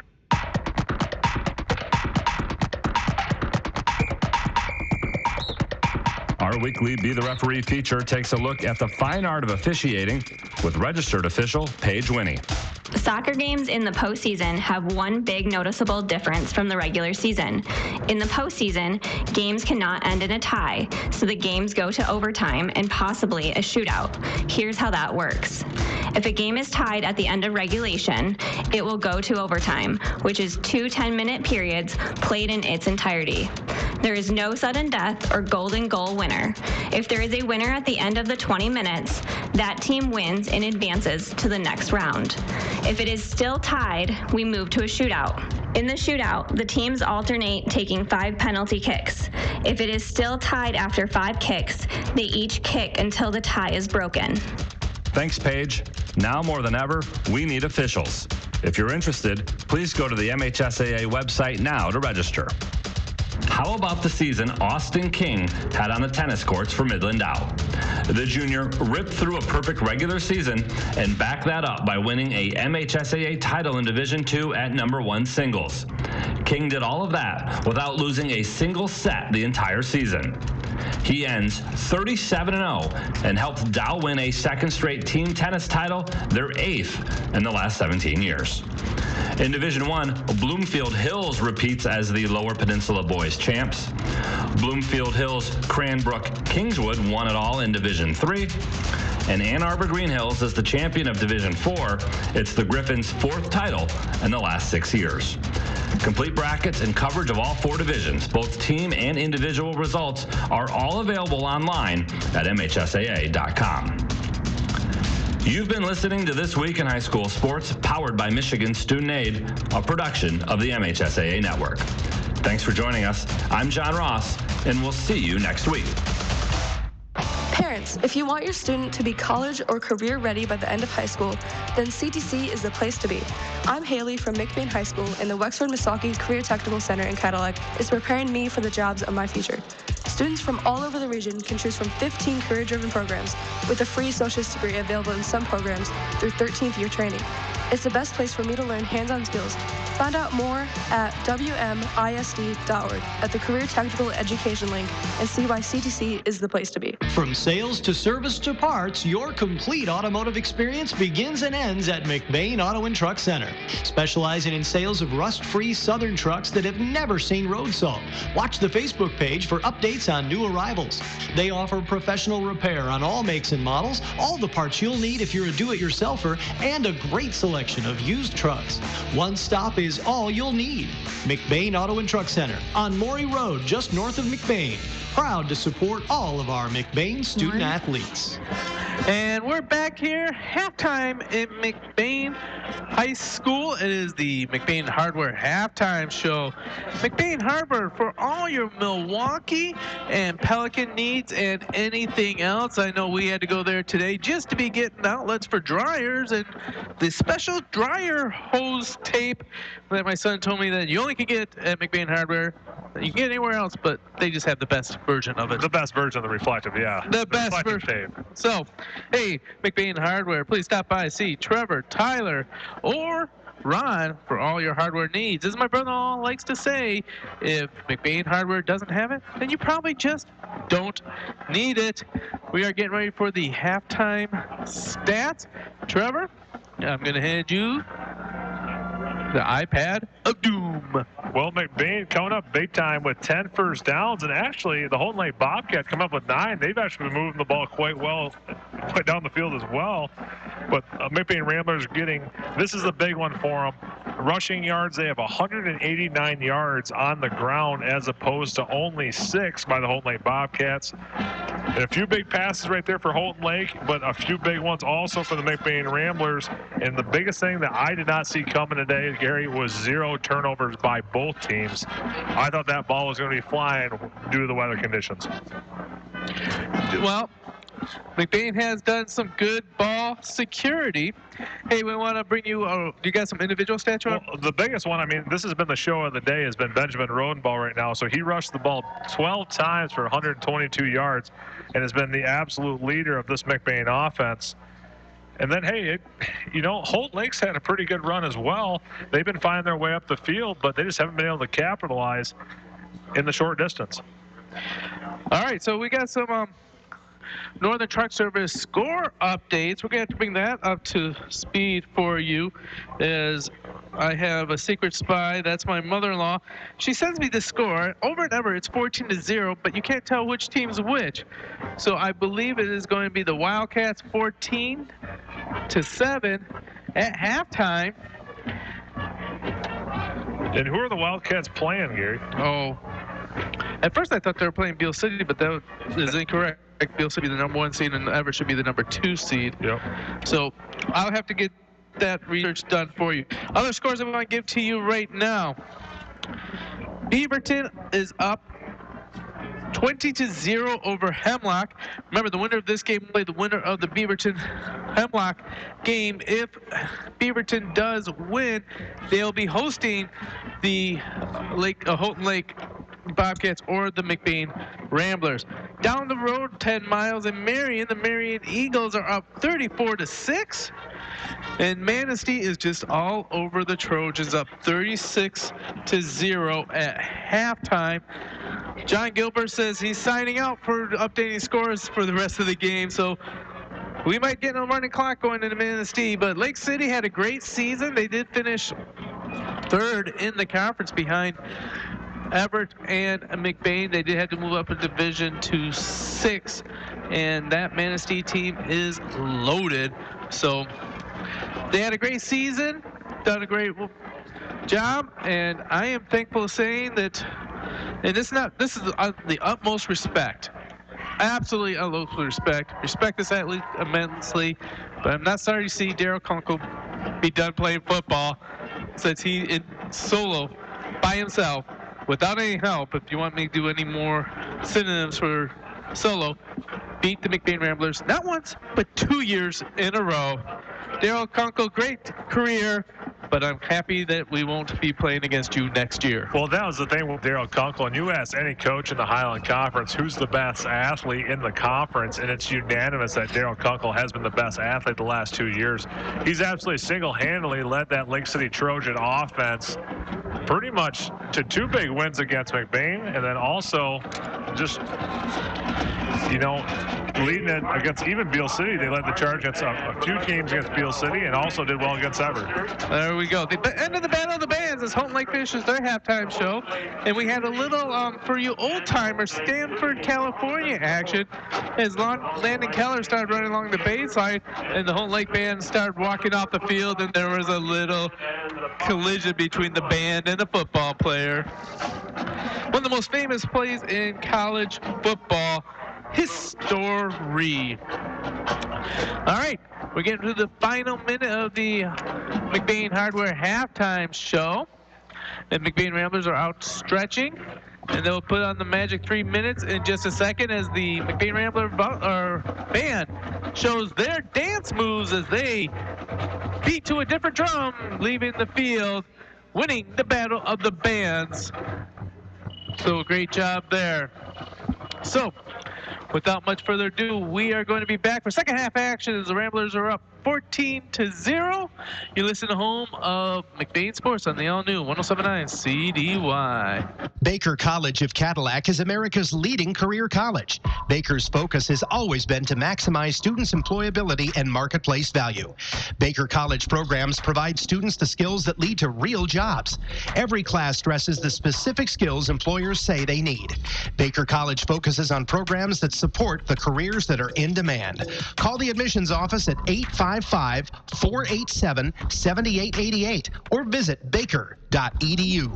And welcome back to McBain High School. Playoff football is going on. The winner of this game will be playing again next week. Loser will be starting to shoot some baskets in the gym. McBain Ramblers are up right now 14-0, but there's a lot of second half action left to go as Houghton Lake, they are still got speed for the McBain Ramblers. Trevor, what kind of adjustments do you think are going to be made at halftime? So what you're going to see on the Houghton Lake Bobcats is just trying to go, their biggest thing is coast to coast. As long as you can go side to side, sideline to sideline, they have a chance. Up the middle, they really don't have a chance to get this McBain offense. And hey, if they're able to get this passing game, now that the rain has actually stopped, if they're able to get some passing in, this could be a big show at the end. And right now, the Houghton Lake Bobcats got nothing to lose. If they can stop Benjamin Roadball, it'll be crazy to see the rest of this game what they're able to do on offense. McBain will be receiving the kickoff to start the second half, and our offense will get the first crack at marching the ball down. Bobcat defense has actually done a pretty good job. They held McBain to only 2 scores, so that is something that they can hang their hat on. But then again, last time they played, how many points did McBain have at halftime? So McBain, yeah, it was only 14-7, I believe, at halftime the last time they played. And then McBain was able to take over the game and find its way. What did it end up to be? Around 40-something? 40-16. 40-16 in an absolute lopsided event. But we'll see. Hey, this Houghton Lake team, they look a lot better. They just look like they know what they're doing a lot more. There's just more urgency and everything looks just right. There's a little bit more of a scatterness the first time they played. Hey, you're going to want to catch every single piece of action in the second half as the McBain Ramblers hope to hang on to their 14-point lead and move on to the district finals for playoff football. And you can listen to this game anywhere you need to because we live stream it all. How come? Because of McLean Transmission.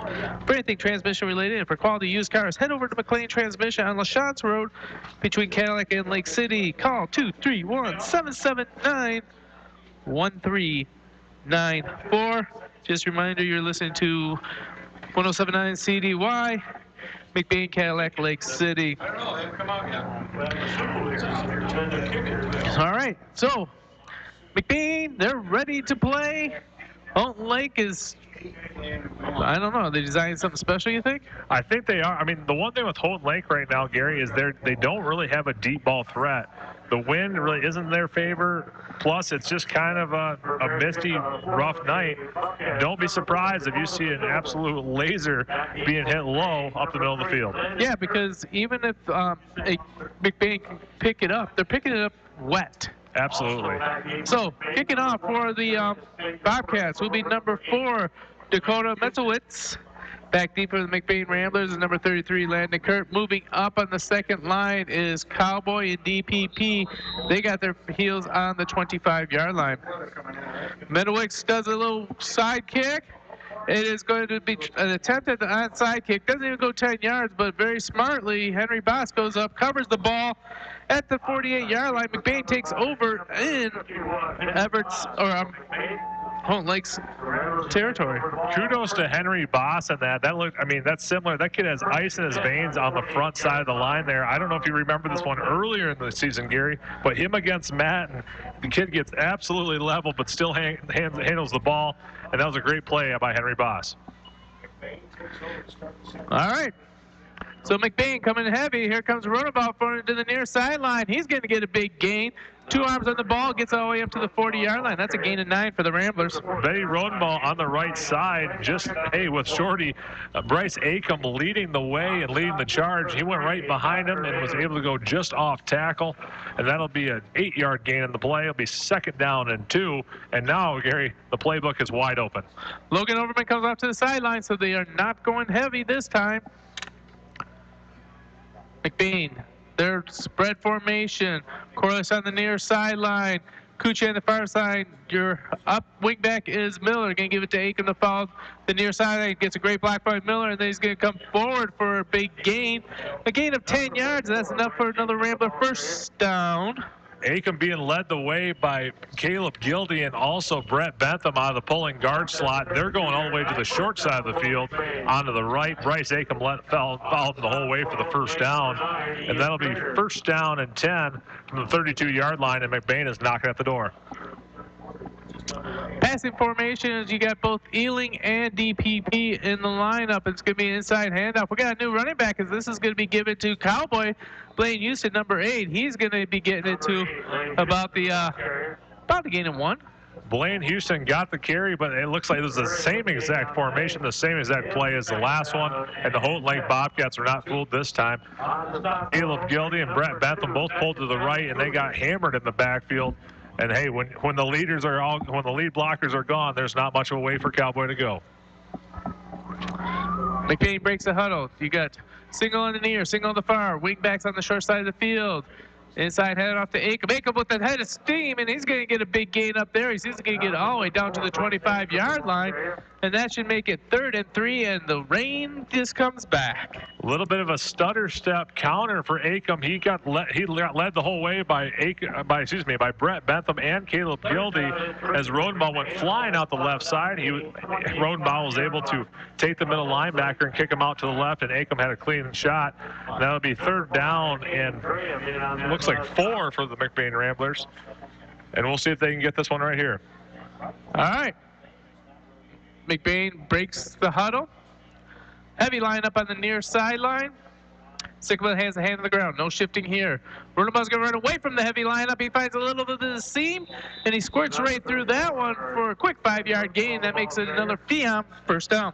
Rodenbaugh on that one, he was waiting the whole time. So this whole game, as you've seen on the adjustments, Holton Lake has shifted to wherever side the heavy, and rightfully so. That's where they're getting all their yardage. But McBain has been putting it out the back door, and they've been finding their way with Rodenbaugh in space to be able to get the first down on the play. McBain coming out with their spread formation.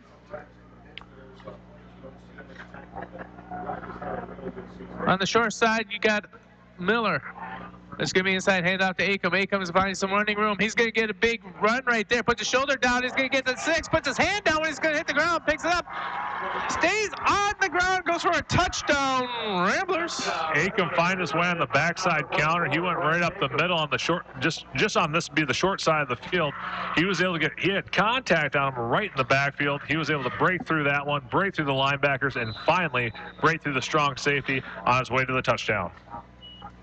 All right, Acom putting that hand in the ground. Another nominee for Adjudicate Guilty Pitch Perfect Play of the game.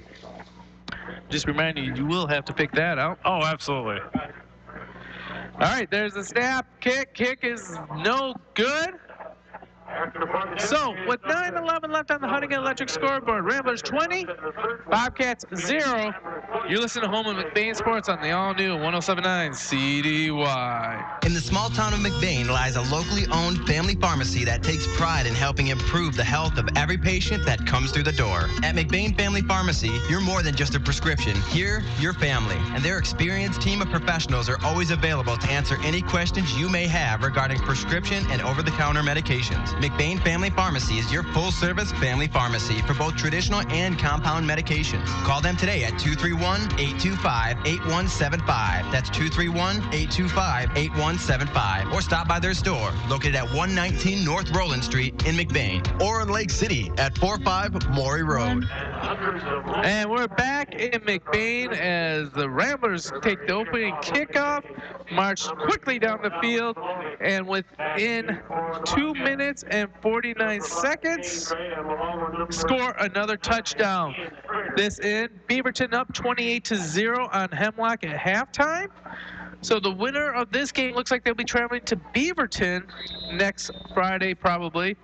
As Maloney gets ready to kick off, puts Boot the ball. He's going to put it on the ground, let the water do something with it. Picked up on the 40-yard line by Menovich. Menovich comes forward, gets all the way up to the 45 of Houghton Lake. It'll be 1st and 10, Houghton Lake. Menovich grabs a hot ground ball right up the middle. He finds his way up about 15 yards on the play. And that'll be 1st down and 10 for the Houghton Lake Bobcats. They'll be on their own 45-yard line. And, hey, we're going to see what they're going to be able to do here in the second half. They've had a little bit of a struggle in the first half, but some adjustments obviously will have probably been made. And, hey, we're going to see what they can do after the McBain score. All right, Houghton Lake drops back. Bailey goes to the flat. That one's going to be a complete pass as this DPP blows the receiver out of bounds. Did you get the number? Looks like that one was complete to Titus Vancoutis. Titus Vancoutis on a little bit of a curl route there. Goes about 10 yards, comes back to the ball, and he was wide open. Darius Perez makes a huge tackle and a big shot into the Houghton Lake sideline, and that'll be 2nd down and 2 for the Houghton Lake Bobcats. And we're going to see, hey, it's going to be a lot of passing in the rest of this second half, Gary. Get ready. Trips on the wide side, near side. Houghton Lake going left to right, or right to left on the radio down. Inside handoff on that one to Ian Trader. Trader's going to get enough for a Bobcat 1st down, but not much more, as he is going to be blown up by Boots Bentham, and it looks like Johnny Sycamore. Ian Trader in the play just gets enough for a 1st down. He goes right to the right side of the field, right into the Houghton Lake sideline, and he just hits the corner as fast as he can. He was able to gain about 3 on the play, and that'll be enough for a Houghton Lake 1st down. That'll be 1st down and 10 from the 43-yard line. All right. Houghton Lake. Bailey drops back to pass. He's going to throw a nice long one. He's got a wide open receiver. That one's going to be in and out of the hands. And that looked like that was to Aiden McCullen. We're trying to figure out who that receiver is, but then whatever it was an incomplete pass. 2nd and 10. Nonetheless, whoever that was, the Houghton Lake receiver right now is just staring at his hands going, why? He was wide open. A amazing ball by Bailey, and that one would have been a touchdown for sure had he caught it. Trips on the short sideline. It's going to be handed off to Trader. Trader's going to try and find the edge. He does find the edge and gets a gain of 6 before he's pushed out of bounds by Boots Bentham and Caleb Miller. That should make it 3rd and 4 for the Houghton Lake Bobcats. With the jet sweep action around the right side, he was able to make something out of nothing and turn the corner on the short side of the field. Gain of about 5 on the play. And that'll be 3rd down and 5. And we'll see, hey, the Holton Lake sideline, you can just tell they want that big touchdown ball back that they weren't able to come together with. But we'll see if they go back to it later in the half. The rain has stopped for a moment. Trips on the wide side near sideline. Holton Lake going right to left on your radio dial. Bailey drops back. He rolls out to his left. Throws it over the middle. That one's going to fall incomplete. Intended receiver on that one was number 35, Sean Skokias. Skokias, hey, with a great route, and it about was a completion. You could tell he heard footsteps, though. The McBain Ramblers middle linebacker coming right at him, right into his face. He just stopped and didn't even care about the ball once he saw him coming, and once he saw the impact that was coming, had he caught it. 9:28 left in the 3rd quarter. Honeywell Electric scoreboard has Ramblers up 20-0. Holton Lake scoring for it on 4th and 5. Hunter Bailey drops back the pass, rolls out to his left. He has a lot of room. He's going to direct traffic, trying to pick it up with his feet, and he's going to pick it up and a lot more as he's forced out of bounds on that one by Cowboy and Bryce Acom. But that's going to be enough for Holton Lake 1st down.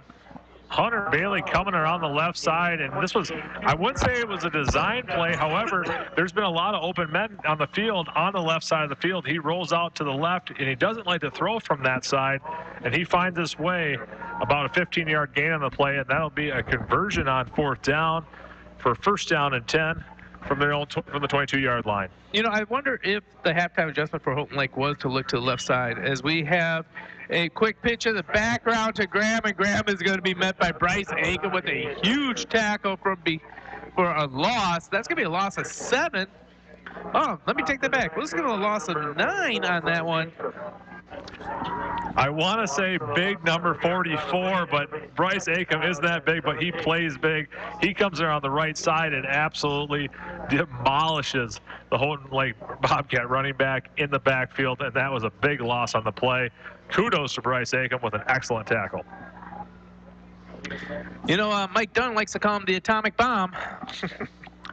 Bobcats set up the bubble screen. They're going to try that counter on the inside. Pass is going to be called incomplete. Once again, they used Graham as a decoy, and they tried to throw it on the inside to Tyler Bailey where he would run the counter. We'll see if they come back that play. That was kind of a fool me once, you know, shame on me. But the thing about that one was that play worked fantastic for the Holton Lake Bobcats early, and it would have worked fantastic for the Holton Lake Bobcats on that play had they completed it. The play was going back to the other side, and there was a wide open gap. That's going to be one for the Ramblers to look at, and hopefully they can stop it later on in the game, because I'm sure they're coming back to that one. 3rd and 16 for the Bobcats. Honeywell Electric, 7:36 left, and we got a flag on the play. 7:36 left in the 3rd quarter. Ramblers 20, Holton Lake 0. McBain Ramblers getting a little bit jumpy down there, and that'll be an easy 5 for the Holton Lake Bobcats. That'll make it 3rd down and 10, so kind of manageable as opposed to 3rd down and 15. And we'll see what the Holton Lake Bobcats can do with the easy 5. You know, the defense does look like it's in a frenzy. They're trying to take that advantage of that. Hunter Bailey, he drops back the pass. He's going to throw it out to the flat. It's going to go in the hands of, and looks like it's going to be incomplete. Incomplete pass. So that one went in and out of the hands of Dakota Medowitz, and that will make it 4th down and 11 for the Bobcats. I got a feeling he's got a favorite target in Dakota Medowitz. Dakota double teamed on the right side, and he missed a wide open guy coming off the slant and just coming right through the middle linebackers. We'll see if they go right back to this one from the eye in the sky, because he was wide open. Trips on the short side, near side of the field, single on the far sideline. Could be one-on-one coverage with DPP. Bailey's going to look back. He's going to be thrown out of the pocket right there. Sacked by Boots Bentham. Bailey throws the ball to try and avoid the sack. We'll see if there's a flag on that, but Bailey's slow to get up after that one as there's a sack by Bentham. Boots Bentham with a huge hit. He just absolutely laid the hammer down on Bailey with a just a crazy sack in the backfield. He did get the ball off, kinda. It could be potentially called intentional grounding. There really wasn't anybody in the vicinity, but I think they're going to end up being a turnover on downs anyway. So it's going to be an incomplete pass. He had no other choice but just to get rid of the ball right there. Boots Bentham bearing down on him on that one. So, Hutting Electric scoreboard, 7:23 left in the third quarter. The Ramblers are up 20-0. And they just had another defensive stop. The defense is pitching a shutout. They want to keep that going, too. And they would like the offenses to have a nice, long, grinding drive. We'll see right here, Gary. So the best thing for the McBain Ramblers right now is, hey, either score quickly and let's go back on defense and see what they can do, or let's grind this one out and let's take over the third quarter. Hey, whatever they give it to you, you might as well take it. Yes, I agree with that one.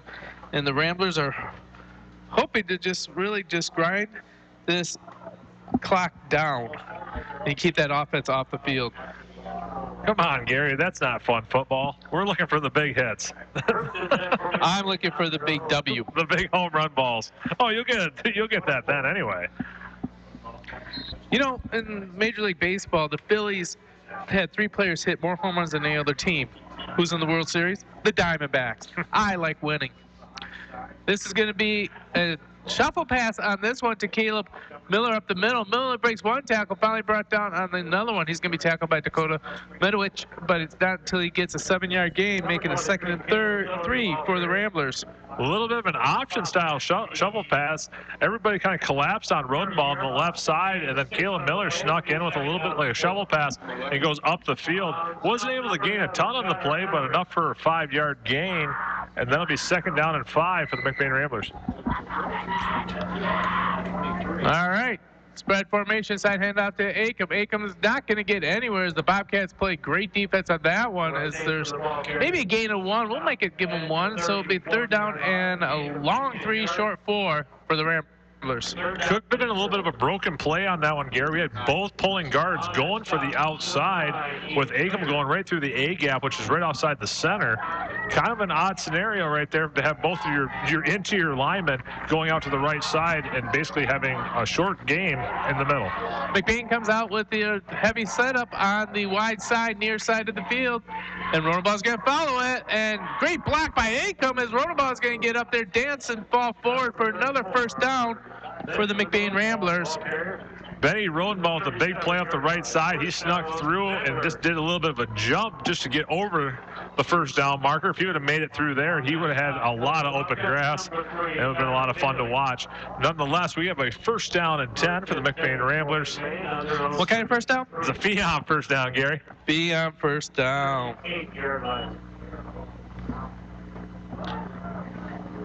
They're on the 38-yard line. Here they come and break the huddle. This score just came in. Everett 7, Muskegon Catholic 20. Quick handoff in the middle to, it looks like that's a Caleb Miller. Oh, that's a Landon Kurt. Landon Kurt gets about a 3-yard gain. And that will make it second and 7 for the Ramblers from the 40-yard line. I feel bad a little bit for Everett getting Muskegon Catholic as their first opponent. Muskegon Catholic for years has been a perennial powerhouse in the west side of the state of Michigan. And hey, that's a hard one to beat. First game. Yeah, and the thing is Everett's hosting. Yes. That's the crazy part. Twins on the far sideline, single on the near side, wing back, hand off this time to Kurt. Kurt's going to find the edge. He's going to shoot his speed. He's going to get a first down, loading the wood a little bit onto Kane Graham before guys go out of bounds. But that's another Fion first down. Landon Kurt coming up big in his role of being the freshman. He comes on the outside on the short side of the field and goes firing upfield, lays a huge hit on the Houghton Lake middle linebacker before going out of bounds. And he will move the sticks, and that will be a first down and 10 right at the 50-yard line. And hey, the Ramblers are moving the ball. Move the chains, they put him into Bobcat territory. First and 10 from the 49. Rodenbaugh hands it out to Acom on the near sideline. He's following Bentham all the way down for a first down and a whole lot more, as he's not touched until he's 14 yards down the field and ends up with a gain of 16. But there's a flag on the play. Behind the play, it's going to be a personal foul on somebody.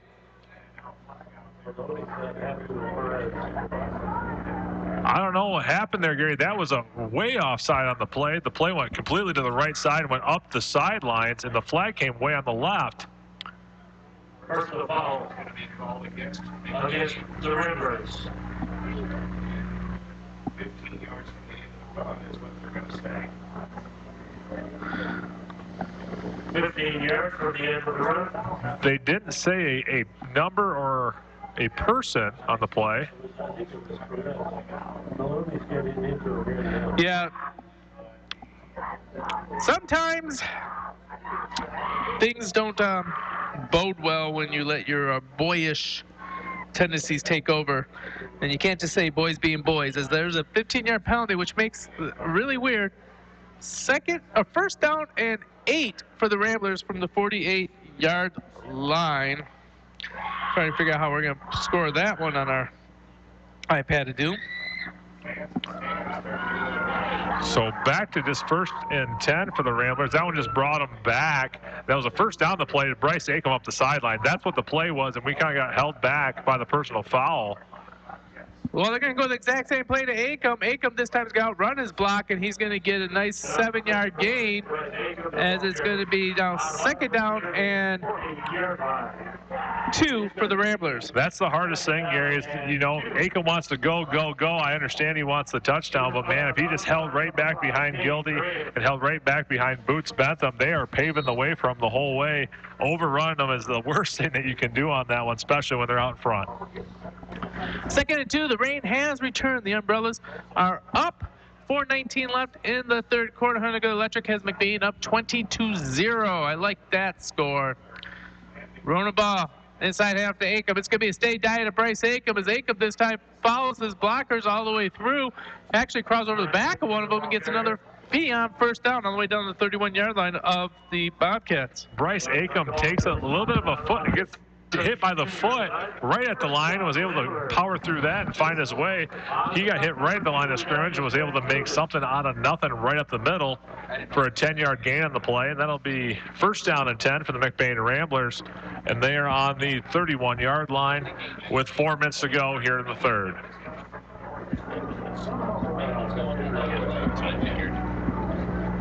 All right. Mark View playing a little distraction game as there's a handoff to Cowboy, as Cowboy finds nowhere to go, and he's tackled immediately on that one.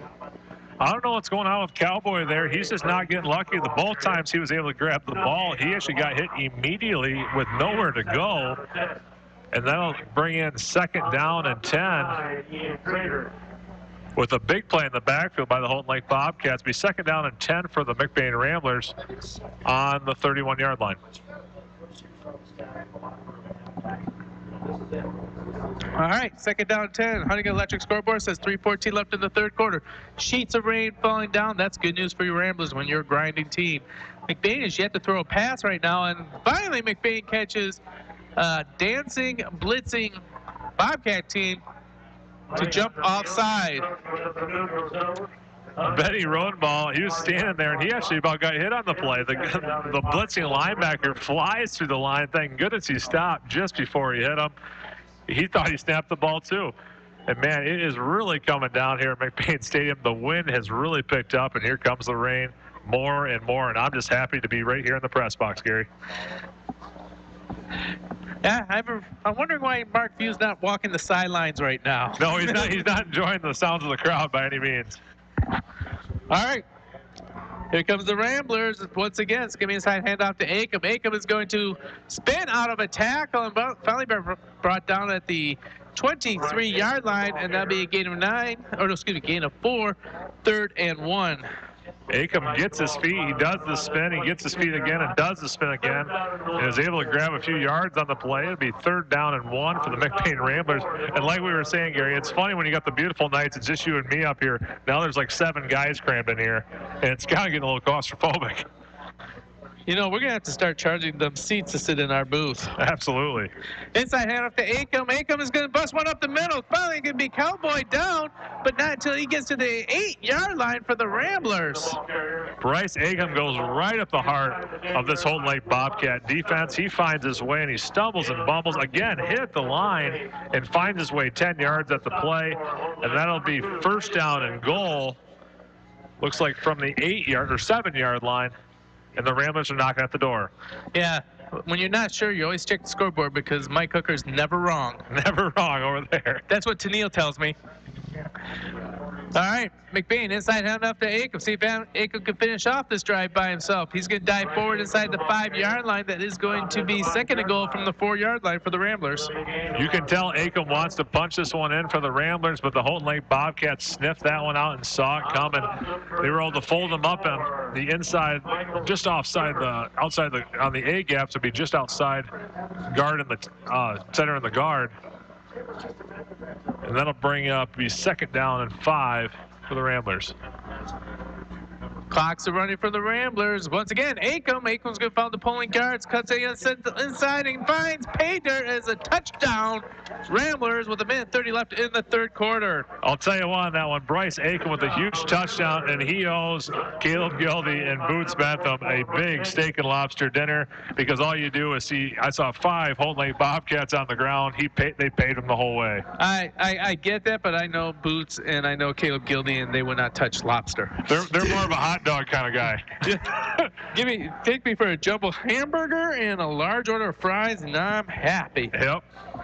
McBain going for the 2-point conversion. Nobody on the McBain side is leaving this game as 1:30 left, up 26-0. They're going to wait out this weather just to see if this victory follows up. Heavy package to the right side. Rodeball is going to fake through it. He's going to throw a pass. It's in and out of the hands of Caleb Miller. Falls incomplete. 2-point conversion is no good. So Huntington Electric scoreboard. 1:30 left in the third quarter. Ramblers 26, Houghton Lake 0. You listen to Home and McBain Sports on the all-new 107.9 CDY. It's time to think about winter fun right here in our own backyard. Greater North Power Sports and Rentals is a Polaris Adventures authorized outfitter, and they have 57 Polaris Indy 650s ready and raring to rent once the snow flies. Enjoy all the fun winter has to offer with none of the expense for upkeep. Greater North Power Sports and Rentals offers winter service work and winter storage. Book your day today. Call 231-878-1678. That's 878-1678. Greater North Power Sports and Rentals on 13th Street in Cadillac. And we're back here in McBain. Half the time it's a monsoon, the other half of the time it's clear as day. A lot of wet uniforms and a happy crowd as the Ramblers are up 26-0 with 1:30 left in the third quarter. Houghton Lake's offenses look good all game long, but they just seem to stall out the last 10 yards before pay dirt. We'll see how it goes here, Gary. The rain has stopped, but the wind has picked up, and you can tell that big cold front's coming in tonight. They're saying 40 degrees by around 4 o'clock this morning. They're coming up this morning, and you can tell something's coming through. I'll take their word on it. I will not be up at 4 o'clock this morning to check that weather. You can already feel it getting a little bit chillier as the night goes on. Number 84 gets ready to kick off. Too bad they don't have like number 96. That's what a kicker should wear. 96. That's right. Because, 9 and 6 is 2 kicker scores. Oh. All right. This one's going to be held by Landon Kurt. Kickoff will be for Thomas Maloney. Maloney approaches, puts the ball, high ball. It's going to check up right around the 35-yard line. One hop there. And it's going to be taken by number 6, Toby Owens. Toby Owens runs backwards and is going to be tackled at the 15-yard line, but I think they're going to give it to him at the 22. Houghton Lake takes over on their own 22. Toby Owens turns around and actually is looking for the ball over his left shoulder. He had a tough time finding it. The ball hit the ground, came up right to him, and he was facing actually away from where he was supposed to go. The McBain Rambler special teams unit was right behind him, and they actually got him for a loss on the play. That'll be first down and 10 from the 22-yard line with 1:25 here to go in the third quarter. Austin Farron, the tackle on that one. Trips on the far sideline. Twins on the near sideline. Houghton Lake trying to make something happen. Motion is Trader. Hunter Bailey drops back, throws a bullet to the outside line. Now it's going to be completed to his brother before he's ran out of bounds at the 28-yard line. Pushed out by Brett Bentham and DPP. We'll see. As you can see it, Gary, the rain is helping the Ramblers, because when it isn't raining, Trader is throwing absolute darts around the field. He gets a big shot there in the flats and is able to gain, and the Houghton Lake Bobcats able to gain 5 on the play. It'll be second down and 5 from the 29-yard line. Hunter Bailey back in the game. He has 5 receivers on this near sideline. He's going to follow them with his own run. Forced out on that one by Maloney, and then he gets off his feet off the ground, and then he is spun by Cowboy and Bryce Acom. Not until he gets a first down, but that's a hard one to get up and walk from. Spun by Cowboy, and the wood absolutely smoked him. Bryce Acom comes in hot, shot out of a cannon, and just absolutely puts him right on his back. Bryce Acom comes up, and his jersey is off his pads. He had a big hit, and we'll see how that affects him here later on in the game. It'll be 3rd down and 1 from the 32-yard line. 35 seconds left in the quarter. And McBain hard count does not get to jump off. Runs on the inside, runs to the big Johnny Sycamore. He just swims over him and tackles for a loss. Trainer had nowhere to go on that one. As it now going to be McBain. 4th down for the Bobcats. Can the McBain defense hold up again? Johnny Sycamore swallows him up at the line of scrimmage. And hey, one thing we're going to see here, we'll see if they go up the middle again. They did do well on that the last 4th down attempt, but I feel like they plan on having to go outside, because that's where Holton Lake's been successful all night. Hunter Bailey's trying to get the cheap one. McBain is staying disciplined. And that's the end of the 3rd quarter. Huntington Electric scoreboard has McBain 26, Holton Lake 0. We'll be right back after this. You listen to Home McBain Sports on the all-new 107.9 CDY.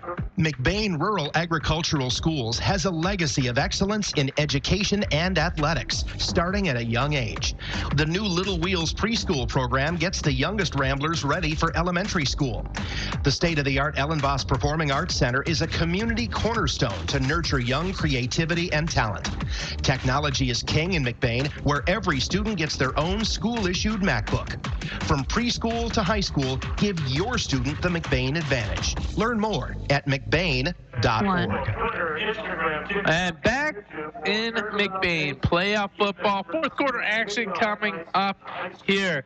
Remember, you can stream the game or any game, go back and listen to it thanks to McLean Transmission. McLean Transmission for anything transmission related. And for quality used cars, head on over to McLean Transmission on LaChance Road between Cadillac and Lake City.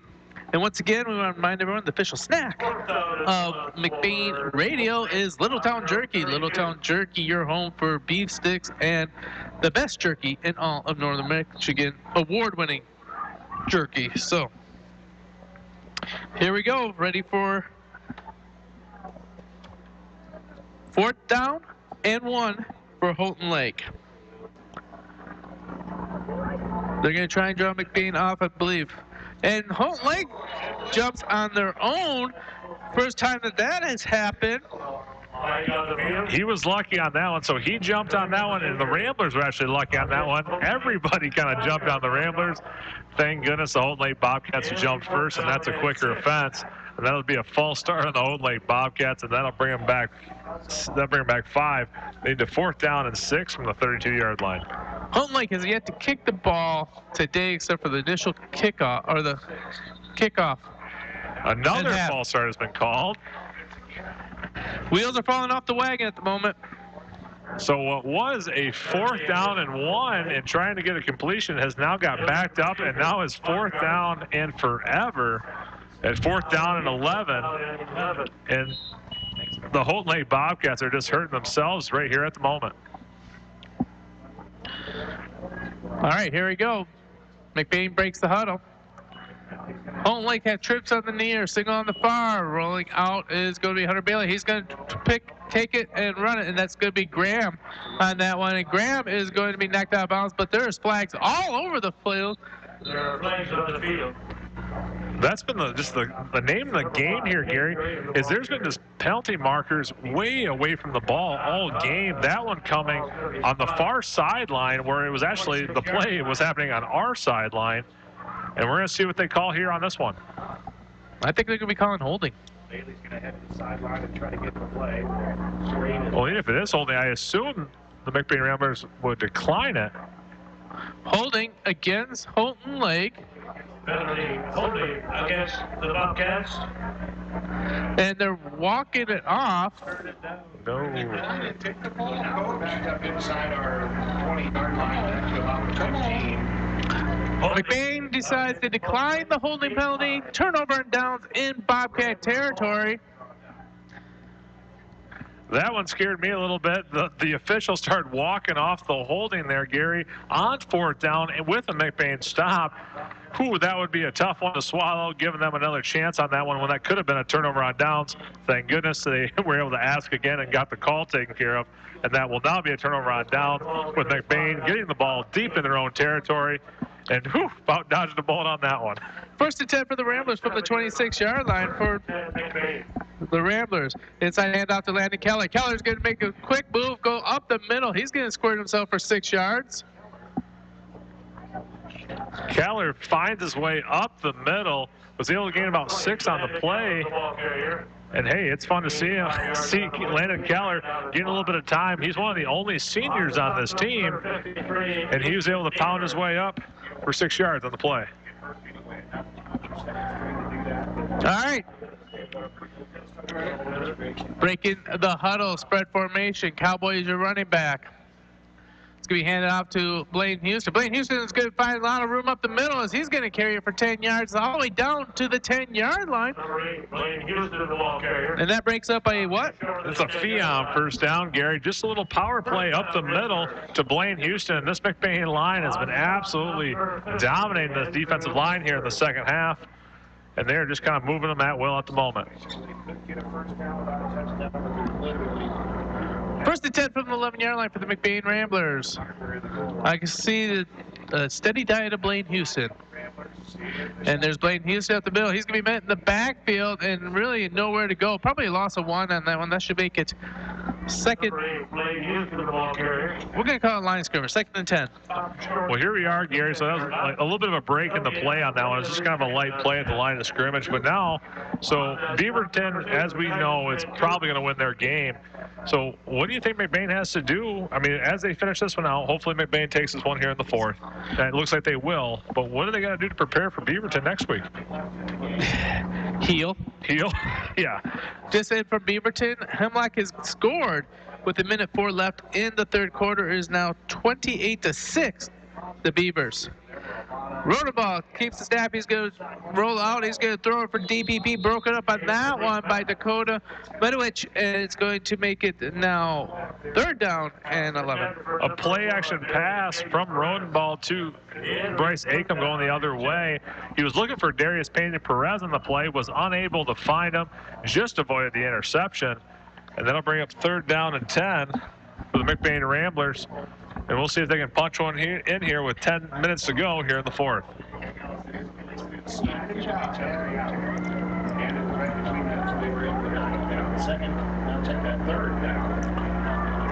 All right, Rodenbaugh, make sure he's got the play from the sideline.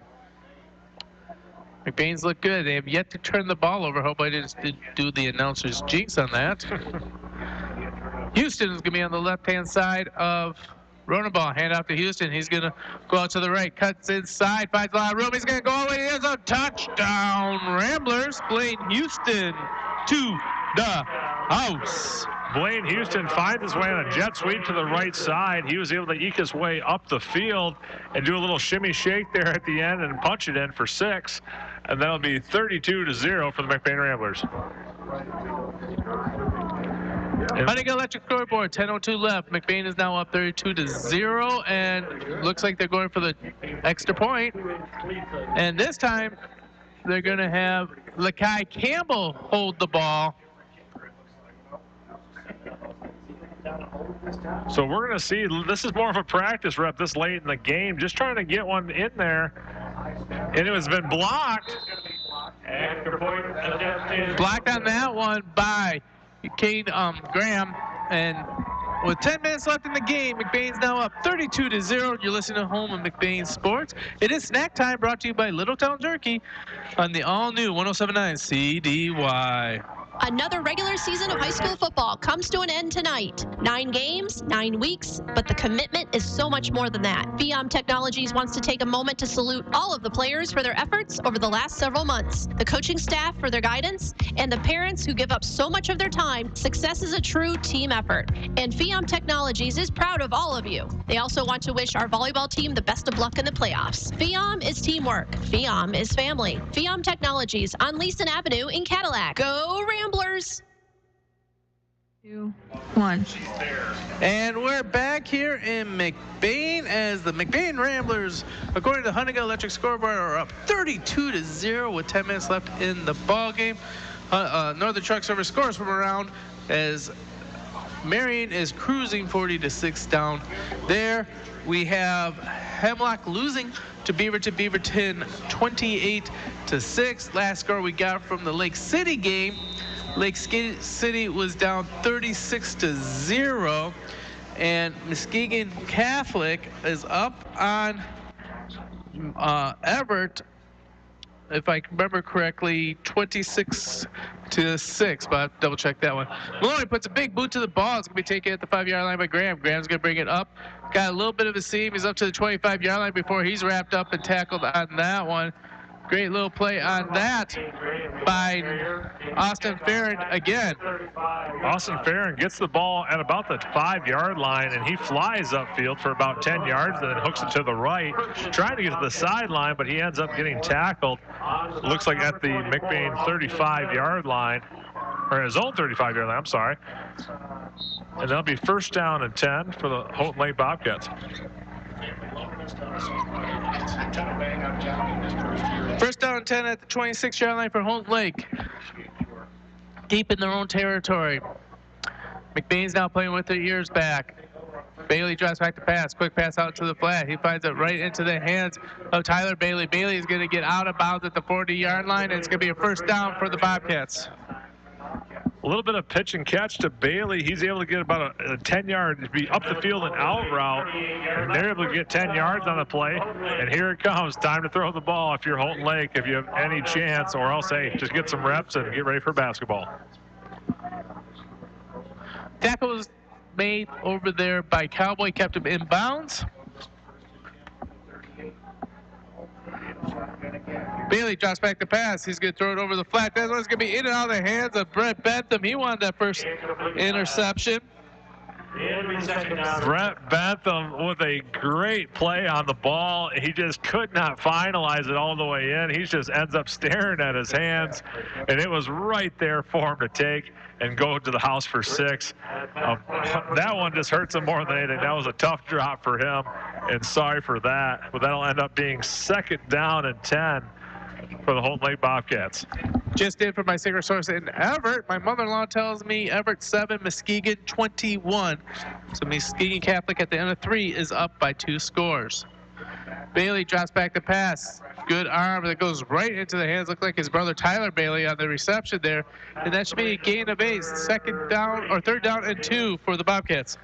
Tyler Bailey on a little 10-yard curl play was able to grab 8 yards on the play. And they'll bring up third down and 2.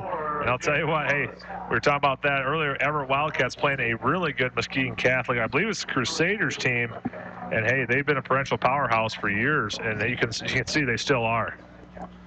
Twins on the near side, Twins on the far sideline, spread formation. Bailey drops back. He's going to roll out to his left. He's a lefty. He's going to keep himself. He's going to get a first down before he's pushed out of bounds on that one by Brett Bentham. And there's a late flag on the play, so they're probably going to call personal foul on him. Brett Bentham with what they said was a late hit, but it looked like he was like going up the field. Might have just snuck out of bounds just right there at the end. The officials got a better look than we do from all the way up here. Looks like that'll probably be 15 yards on the play. And now Houghton Lake is deep in McBain territory. Ball is going to be spotted on the 35-yard line. On the 35-yard line, and they are looking to get their first score of the game. First and 10 for the Bobcats, just under 9 minutes to go in the game. Bailey drives back to pass. He's going to throw a bubble screen. It's going to go to Tyler Bailey in and out of his arms. Incomplete pass. Incomplete pass. Little bubble screen to the right. He just didn't quite get enough zip on it. You can tell the ball is a little bit wet. That one was looked like a little rainbow ball over there. It was supposed to be a pretty quick play, and just an incomplete pass for the Holton Lake Bobcats. That'll bring up second down and 10 with 9 minutes and 48 seconds to go. Bobcats break the huddle. Twins on the wide side. Moving out to the outside is Traders. So now they got trips on the short side, Twins on the wide side. Bailey looks to his left. He's going to throw it over the middle. That's going to be a complete pass on that one. That looks like that's going to be caught by number 11, Kyler Henrik, and he's going to get enough for another Bobcat first down. Bailey, they like the little 10-yard curl. So what they're doing is they're really taking advantage of this McBain zone defense by just hopping in the zone and just coming back and hopping out, kind of playing in no man's land. So they're in the zone of all the corner and then also the outside linebacker, and they're just trying to kind of manipulate that one down the field. Gain 13 on that pass. Bailey dropping back the pass. That's common. McBain has a big rush on there. He's going to throw it in and out of the hands of Kane Graham, and that will make a second down and 10. McBain brought the cavalry on that one. He had about 5 Ramblers in his face.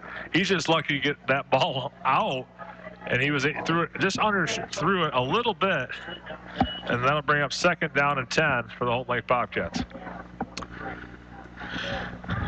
Holton Lake breaks the huddle there. Spread formation, single on the wide side, near side, man in motion. That's going to be Graham. And then the wide receiver jumps for Holton Lake as they shoot themselves in the foot. When they get the momentum, they may give themselves another 5-yard penalty. Nothing hurts more than when you're kind of cruising down the field, making something happen, and then all of a sudden the brakes come on, and you got to go back 5. And that'll be second down and 15 for the Holton Lake Bobcats. And that pushes them all the way back to around, looks like just under the 30-yard line. All right, it's going to be second and 14 from the 29-yard line. Bailey drops back, pump back. He's going to go for it all. That is going to be in and out of the hands of DPP, but he wasn't the intended receiver, but that was an almost pick for the Ramblers. Ball's incomplete. There is a flag on the field.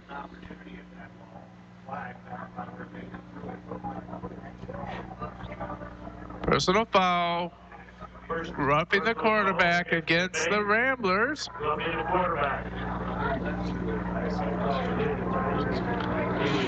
Looks like I missed that one, Gary. I had my eyes on the ball as it was going to the corner of the end zone on that one. Did you get a better look at it or not? No, I was tracking the ball also. So that should be a Holton Lake. I got first down on the 12-yard line. Oh, yeah. All right, trips on the short side, wide side of the field. Holton Lake going left to right on your radio dial. Drop past to Bailey. Bailey pumps fake. He's going to run up the middle. He's got a lot of room to run. He's going to cut to the middle. Finally brought down by Bryce Akem and Brett Ealing, but not until he gets another first down and all the way down to the 1-yard line of the Ramblers. Looks like a collapsed pocket happened for the Holton Lake Bobcats quarterback. He was looking to go deep in the end zone. The pocket collapsed, and he found his way to leak out the middle. Got into the secondary and is now down on, looks like the 2-yard line. It'll be first down and 2 for the Holton Lake Bobcats, and they are knocking at the door for their first points of the game. We'll see if they can punch it in right here. Under 8 minutes left. Huntington Electric scoreboard. Ramblers up 32-0, but they want to hang on to the shutout. Bailey is going to be empty backfield. 4 on the left side. Bailey is going to make the pass. He's going to throw, jump pass to his brother Tyler. That's going to be a touchdown. Bobcats. Bailey with a really athletic play, throws it against the grain and throws it on the backside of his body. He's able to find his brother deep in the end zone on the backside slant route. And the McBain Ramblers really never saw that one coming. They came a long way from the field to make that play happen, and that is the first score for the Holton Lake Bobcats. That makes the score 32-6 with the extra point coming with 7 minutes and 38 seconds to go here in the fourth.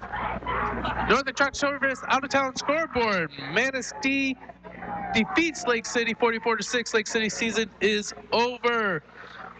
Things are getting exciting in Beaverton as Hemlock has put in a second touchdown up. It's now 28-14. Beaverton Beavers over the Hemlock, I don't remember what the Hemlock name is. Huskies, yeah. The Huskies, 2-point conversion is no good for the Bobcats. And Marion has 40-14 up in Marion. So there's your Northern Truck Service out-of-town scoreboard.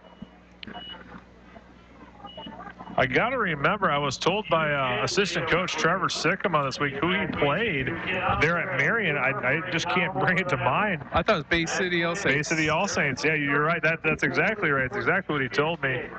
And he said they're a very young team, and they could be potentially something to really watch in the next coming years. All right. Looks like McBain is looking at putting some hands on the field as they're putting Clayton Hooker, the freshman, on the front line. Also out there will be Goose Max Ziderbean. They're bringing the second line up all the way inside the 40, so Eli Wilt, Brett Ealing, and on the far side, Landon Keller. And then 5 yards behind them, you have Darius Pena and Cowboy. And then Landon Kurt is all by himself, 25 yards behind any other Rambler.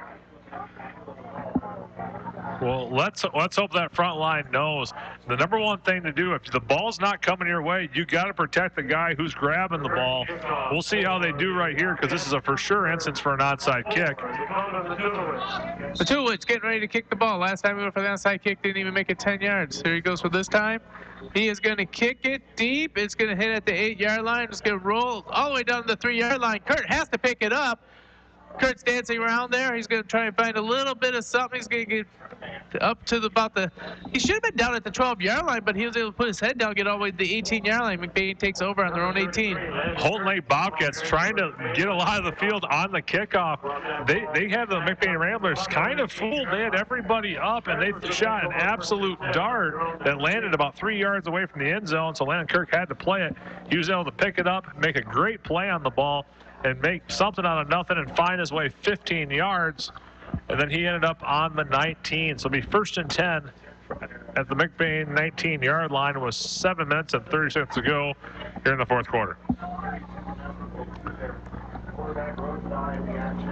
right, 7:30 left in the ball game. 32-6, Ramblers are up. Heavy lineup on the far side, short side of the field. Runaball is going to go the opposite way. He finds a big hole there as he's got himself a Fion first down and a little extra as he gets a 12-yard gain. 1st down and 10 for the Ramblers from the 30-yard line. Benny Rodenball up the middle, finds his way about 10 yards on the play. A little just nickel and a dime his way up the middle. We're going to see what happens. So the one thing with the Holton Lake Bobcats, they've actually, from what I see, maybe they'll make an adjustment here. They've completely sold out on that wide receiver on the left side. There was actually nobody guarding him that last play. You know, I know it's kind of becoming a blowout. You don't get too crazy, but if they're going to give that to you, there's no reason you can't take it. McBain, heavy lineup on the near sideline. We do have a flag on the play. Encroachment against the Bobcats. McBain gets a free 5. Must have been lined up incorrectly there because that was a very quick flag. He threw that the moment the McBain line went down. That flag was thrown. It must have been the Holton Lake Bobcats just lining up improperly right at the line of scrimmage.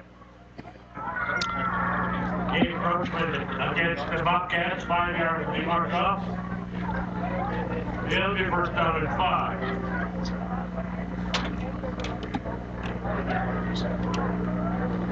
5. 1st down and 5 for the McBain Ramblers. They are on the 34-yard line. Sophomore Kason Pollington, starting center, has done a fantastic job. He's been on varsity for 2 days, and the hard count right there. And again, the Ramblers get the Bobcats to jump off sides and another 5 yards. McBain with the easiest 1st down in the book. A little bit of hard count on that one. Had an offsides encroachment on the first one, and then the next one they got him to jump offsides as well. And that'll be a 1st down for the McBain Ramblers. Be 1st and 10 from the 40-yard line. That's not only just a 1st down, but it's a beyond 1st down. It looks like he might throw it again. That outside DN looks like, oh, maybe I was wrong. He looked like he was over the line quite a ways. Bryce Acom, who's going to follow the heavy lineup, he's going to get gained at 8, and that's going to make it 2nd down and 2 for the Ramblers at the 37 or the 47-yard line. Bryce Acom has been somebody who's been just, I mean, I shouldn't be surprised at all. He's been running well all season, but tonight he's really taken it upon his shoulders. He's went up the middle and ran as hard as he could, find his way into the end zone once, and then getting first downs all the way up the field. That'll be 2nd down and 2 for the Ramblers, and here comes the rain. It has came back, and hey, this is football weather for you here in the fall. In northern Michigan. Absolutely. On grass, the way it's supposed to be played. Yep. 20 years ago, they used to have a rubber football for this situation. Inside handoff to Blaine Houston. Blaine Houston is going to finish that first down and spin for another 5 yards. That'll make it 1st and 10 for the Ramblers on the Bobcats 46-yard line. I want to remind you, you're listening to 107.9 CDY, McBain, Cadillac, Lake City. Blaine Houston powers his way up the middle and finds enough for a first down, and that'll be about a 7-yard gain the play. Comes out to be 1st down and 10, and looks like they just crossed the 50-yard line. 1st and 10 from the Bobcat 46-yard line. Huntington Electric says 5:34 left in the game. McBain is up 32-6. Spread formation is going to be handed to Landon Keller. Keller is going to try and find some footing, and he gets up to the line of scrimmage. He's going to be tackled quickly by Kane Graham, but he hangs onto the ball. That's a big deal. Landon Keller holds on to the ball and goes to the right side. He just could not put that right foot in the ground. His cleat slipped, and he could not go upfield. And that'll be stopped at the line. That'll be 2nd down and 10 for no gain on the play. And the clock is moving. We are at 5 minutes to go in the 4th quarter. Well, just from Marion right now on the Northern Truck Service out-of-town scoreboard, it is Marion 50. Oof. 14, Bay City All Saints. Hand off to Cowboy. Cowboy finds some room. He's going to cut to the outside. He's got a first down, a whole lot more. He's down to the 3rd-yard line. Push out of bounds on that one by Tyler Bailey. But that is going to be another special type of first down. We call it a first down. We had Blaine Houston off the left side. He was able to get it, and they had lead blockers going the whole way. He was able to find his way to the sidelines and just lay an absolute beating into the Old Lake secondary. He gave him a pretty good hit before he went out of bounds, and he really wants this one right here. It is the 1st and 10 from the 7. It'd be a big 17-yard run the play with 28 yards to go. Throwing information at Tyler that he's not ready to think. He's like, what am I supposed to do with this? I'm looking at him like, oh, I don't know, Gary. That's pretty quick. Huntington Electric scoreboard. 4:40 left in the ball game. McBain is up and driving. It's going to be given to once again to Blaine Houston. Blaine Houston cuts the outside line. He's going to be chopped off at the knees, but not before he gets another 7-yard gain. That'll be 2nd and 3 for the Ramblers. Caleb Gildy and Brett Bantham leading the way off the right side.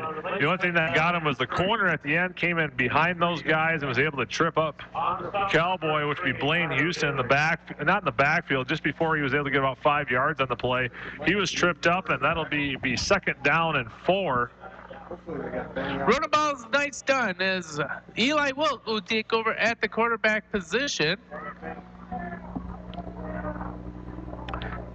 He hands it out to Blaine Houston. He has nowhere to go as he's taken in the backfield, and he's suplexed to the ground by Ian Trader, and that'll be a loss of 5 for the Ramblers. Well, that one hurt for Blaine Houston. After coming off a great run, he was absolutely hammered in the backfield by the Old Lake defense. Wilt handed him off the ball, and he was met immediately, and that'll be 3rd down and 7. That was about a loss of 3 on the play. All right, just in from the Northern Truck Service out-of-town scoreboard. Beaverton put another score on the board. They're now up 34-14 with 5:30 left in the ball game. Eli Wilt gets a free 5 yards with this hard time. Well, that was a free 5 yards in the play. Won't be enough for a first down, but it's going to be pretty darn close. You're going to have 3rd down and 1. Checking in the game for the Ramblers, you can see Josh Rodenball sees his first action. In addition to that, Mark Zidovine is now into the game. Number 22, Jacob Hart, getting a chance to play. These are players that have been pulled up for the postseason, finally getting their chance to play. Landon Keller will be your running back. Well, that's great, Gary, that we're in kind of a lopsided game. That's the worst part about being a JV player when you go up to the varsity for the playoffs. You turn into just a tackling dummy for as long as your playoff run is. It's good to see him get a couple reps here. Inside out to Landon Kelly. Landon Kelly finds the seam up the middle. He's going to run crazy all the way to the goal line. Just short of the goal line, as it will be first and goal from the 1-yard line. Big run by Keller as he is able to squirt through that defensive line. Keller driving his legs up. He came just off tackle. And he comes up firing. He was able to gain about 15 on the play, but just could not sniff the end zone a little bit more. He just gets put down just before the end zone, and that'll be first down and 1. We'll see if they go back to Keller, see if they give him a touchdown at the end of the night. Give it to the senior. Huntington Electric scoreboard, 2:20 left in the ball game. McBain is up 32-6. Hoping to add one more for the senior. And they give it to the senior up the middle. He's going to follow the line over the goal line. Touchdown, Ramblers. Big touchdown for Landon Keller, and that's going to not cap off because we're going to be going into next week for the McBain Ramblers, but that is capping off a big 4-year career for him with a big touchdown here at home. A playoff touchdown to boot. Yeah, absolutely. Speaking of to boot, it looks like Maloney's going back out there to kick the extra point. We'll see. Hopefully they can get that one down right now. Hopefully, you know, these extra points, they don't mean anything tonight, but they're going to be really important come the next few weeks. Snaps good, holds good, and the ball is up, and it is good. And that makes the score 39-6 Ramblers with 2:08 left. And it's time for another Little Town Jerky snack break. Little Town Jerky, the official snacks of 107.9 CDY. You're listening to Home and McBain Sports on the all-new 107.9 CDY.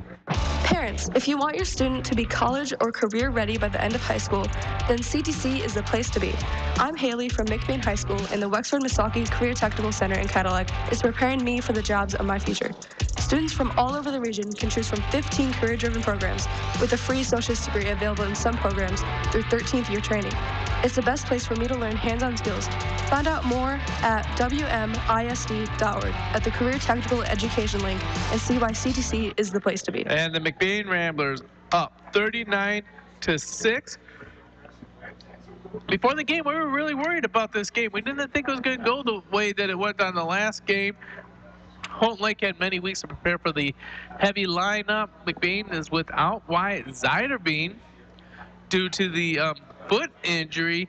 And after last week, we didn't know what McBain team was going to show up, but we have one of the best performances by them again. Oh, absolutely. This is the best performance I've seen out of them all year for sure. I mean, there's no question about that. That first half, you know, they came out and they got a big defensive stop. They've been giving up points all year in the early stages of the game. But, hey, they found a way to battle back. But to really take control and own the game the whole way through has been a first to see here tonight. Thomas Williams puts the ball. He's going to kick it about the 15-yard line. That one's going to be fielded by Kane Grant. Kane Grant finds a little bit of room up the sideline. He's going to bring it all the way up to the 34-yard line before he's blown up by Landon Kurt and knocked out of bounds. And also on that one, number 18, Clayton Hooker.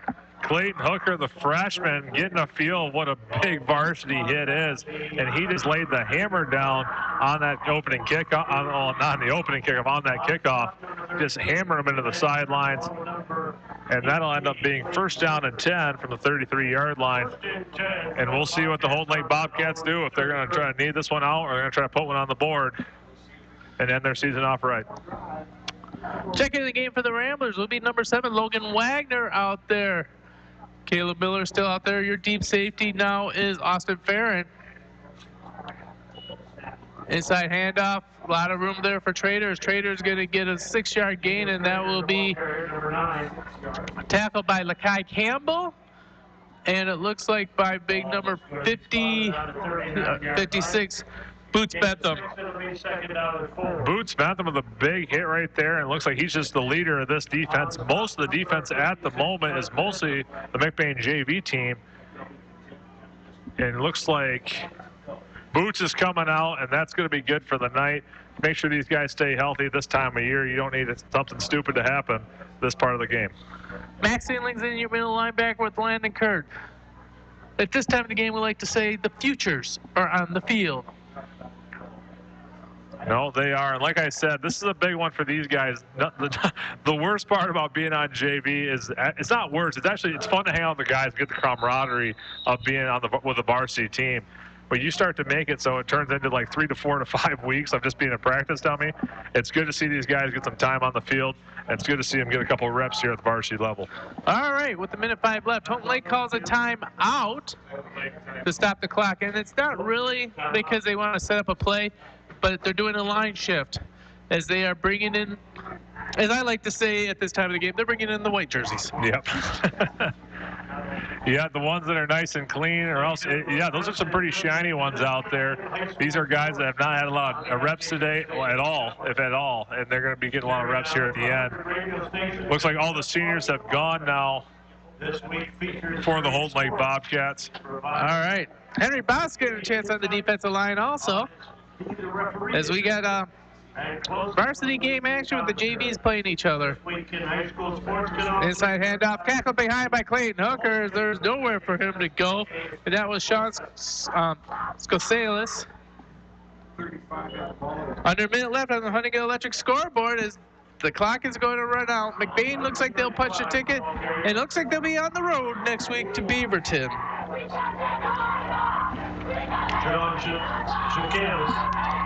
On stop number 18. Last we heard, Beaverton was up 36-14. Looking to host again. They are the number 1 seed. McBain was the number 2 seed in this district. This should be the last play of the game.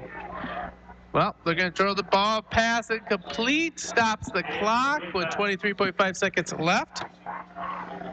In this one, hey, we want to get a shout out to all the sponsors to make these things happen.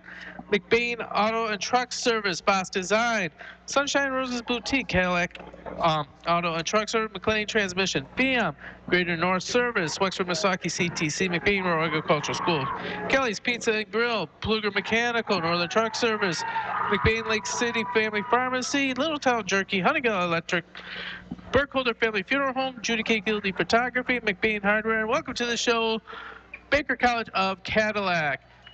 Drop back the pass. Ball's up. It's going to be intercepted by Jacob Hart. Jacob Hart has a free lane all the way to the end zone. Is the freshman going to get that, or sophomore going to get a pick six? He does. Making the score 45-6 for the Ramblers. And that one caps off the night. We still got 10 seconds to go, plus an extra point. But, man, when it rains, it pours. And it has been pouring all night on the Houghton Lake Bobcats. That is, I mean, they're looking to get a score, but that is not what you were hoping for to end your season. So we'll see what happens here. Time to get another rep for Thomas Maloney at the PAT. You know, they have struggled, but they're going to absolutely need this next week to potentially ensure their way a potential spot into the quarterfinals.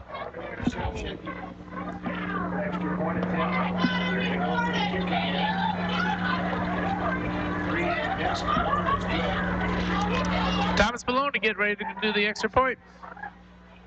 Snap good. The guy got the hold down good. Kick is up and good. Making the score 45-6 Ramblers.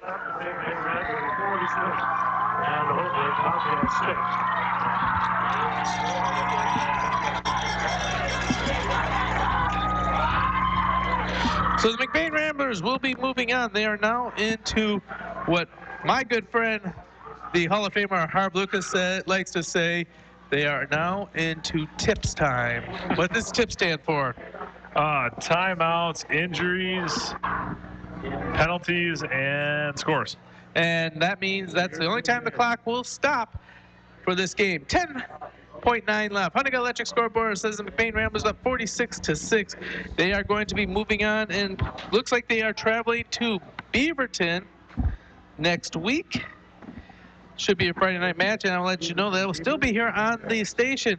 Hey, if you want to join in on this bandwagon, there's plenty.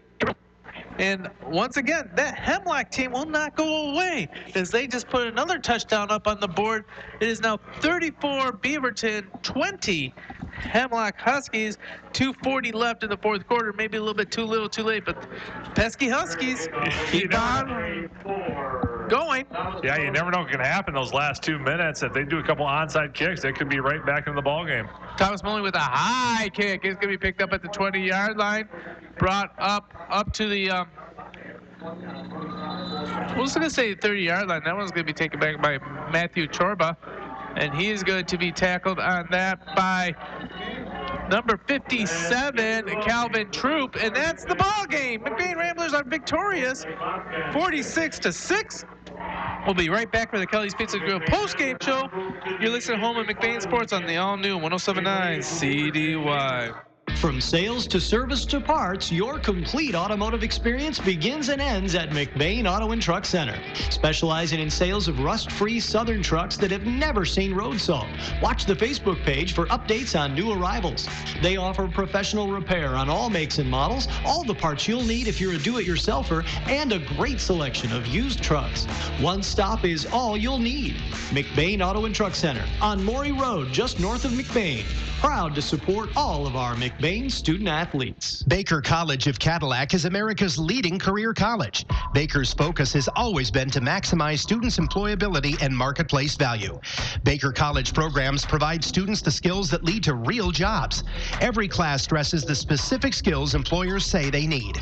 Baker College focuses on programs that support the careers that are in demand. Call the admissions office at 855-487-7888 or visit baker.edu.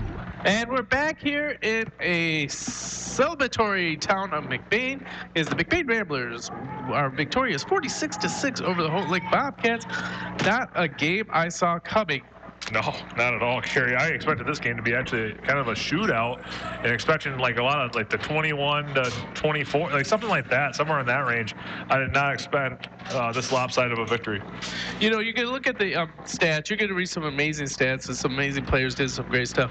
But what I really think stood out was the resiliency of the defense. Yeah, oh, absolutely. Every time Holt Lake got down to the 10-yard line, the defense stood up on the very first drive. The second drive, they stood up at Holt Lake was in the 12-yard line, and they kept on standing up. They did give up a late touchdown, but for the most part, they did not let Holt Lake. They definitely didn't let them inside 10, but they didn't let them inside 30. No, absolutely not. They kept them on their side. The biggest thing is Holt Lake.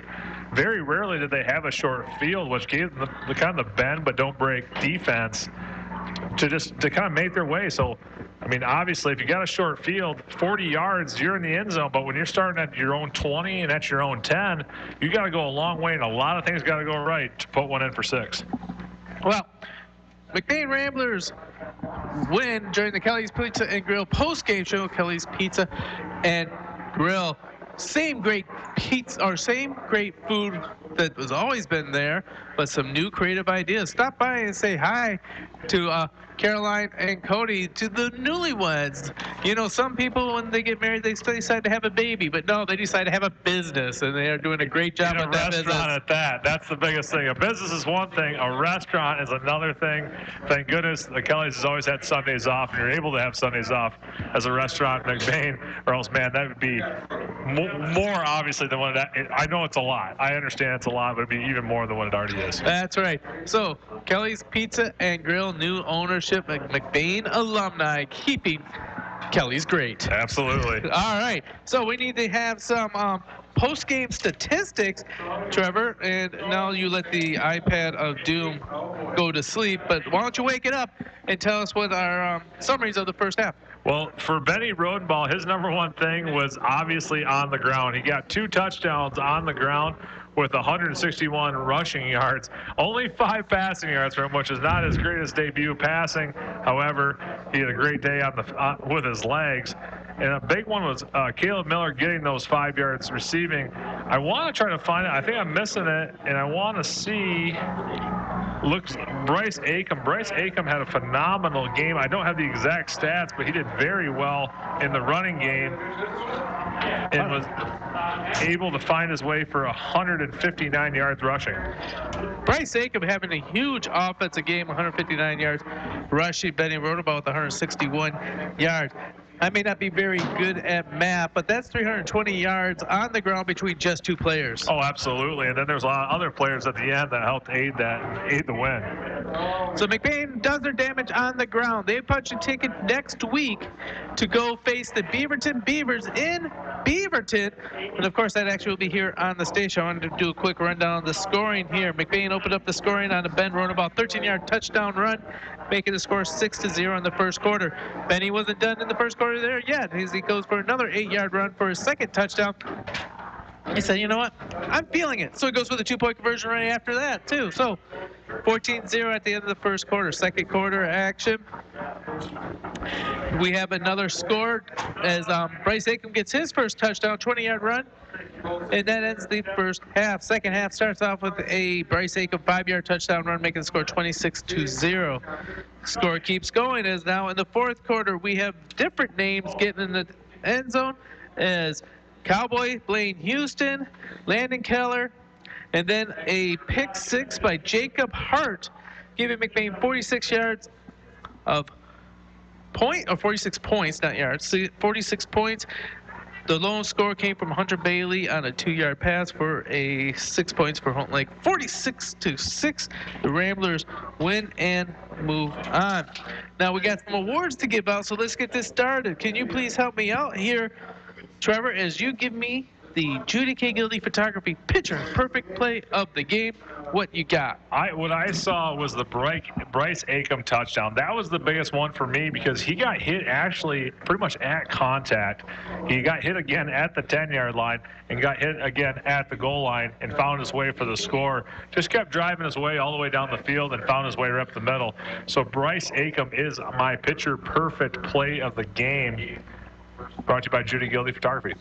All right, so Bryce Acom, 20-yard touchdown run is your picture-perfect play of the game. Hey, we want to thank all the sponsors that make all this happen. McBain Auto and Truck Service, Boss Design Company, Sunshine and Roses Boutique, Cadillac Auto Truck, McLean Transmission, FIAM, the Greater North Service, Wexford Missaukee CTC, McBain Rural Agricultural Schools, Kelly's Pizza and Grill, Pluger Mechanical, Northern Truck Service, McBain Lake City Family Pharmacy, Littletown Jerky, Honeywell Electric, Burkholder Family Funeral Home, Judy K. Gildy Photography, and of course, McBain Hardware, long time there. And we want to give a big thank you for joining us, Baker College of Cadillac.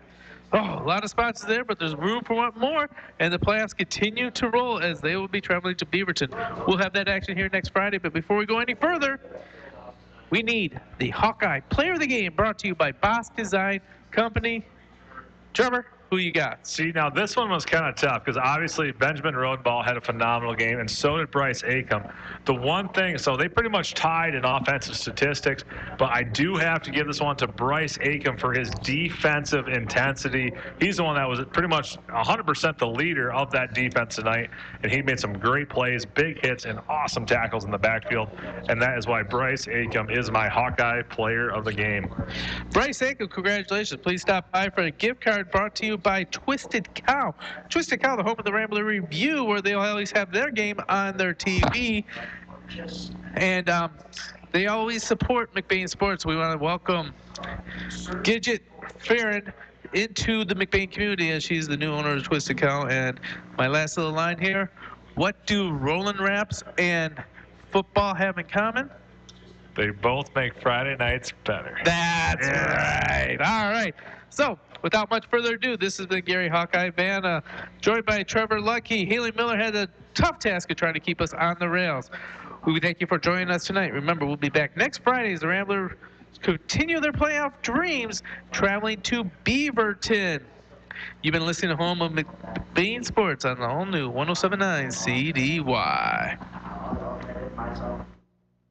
This live broadcast of McBain Rambler Football on 107.9 CDY has been sponsored by McBain and LC Family Pharmacies, Kelly's Pizza and Grill, McBain Hardware, the Wexford Missaukee Career Technical Center, FIAM Technologies, McBain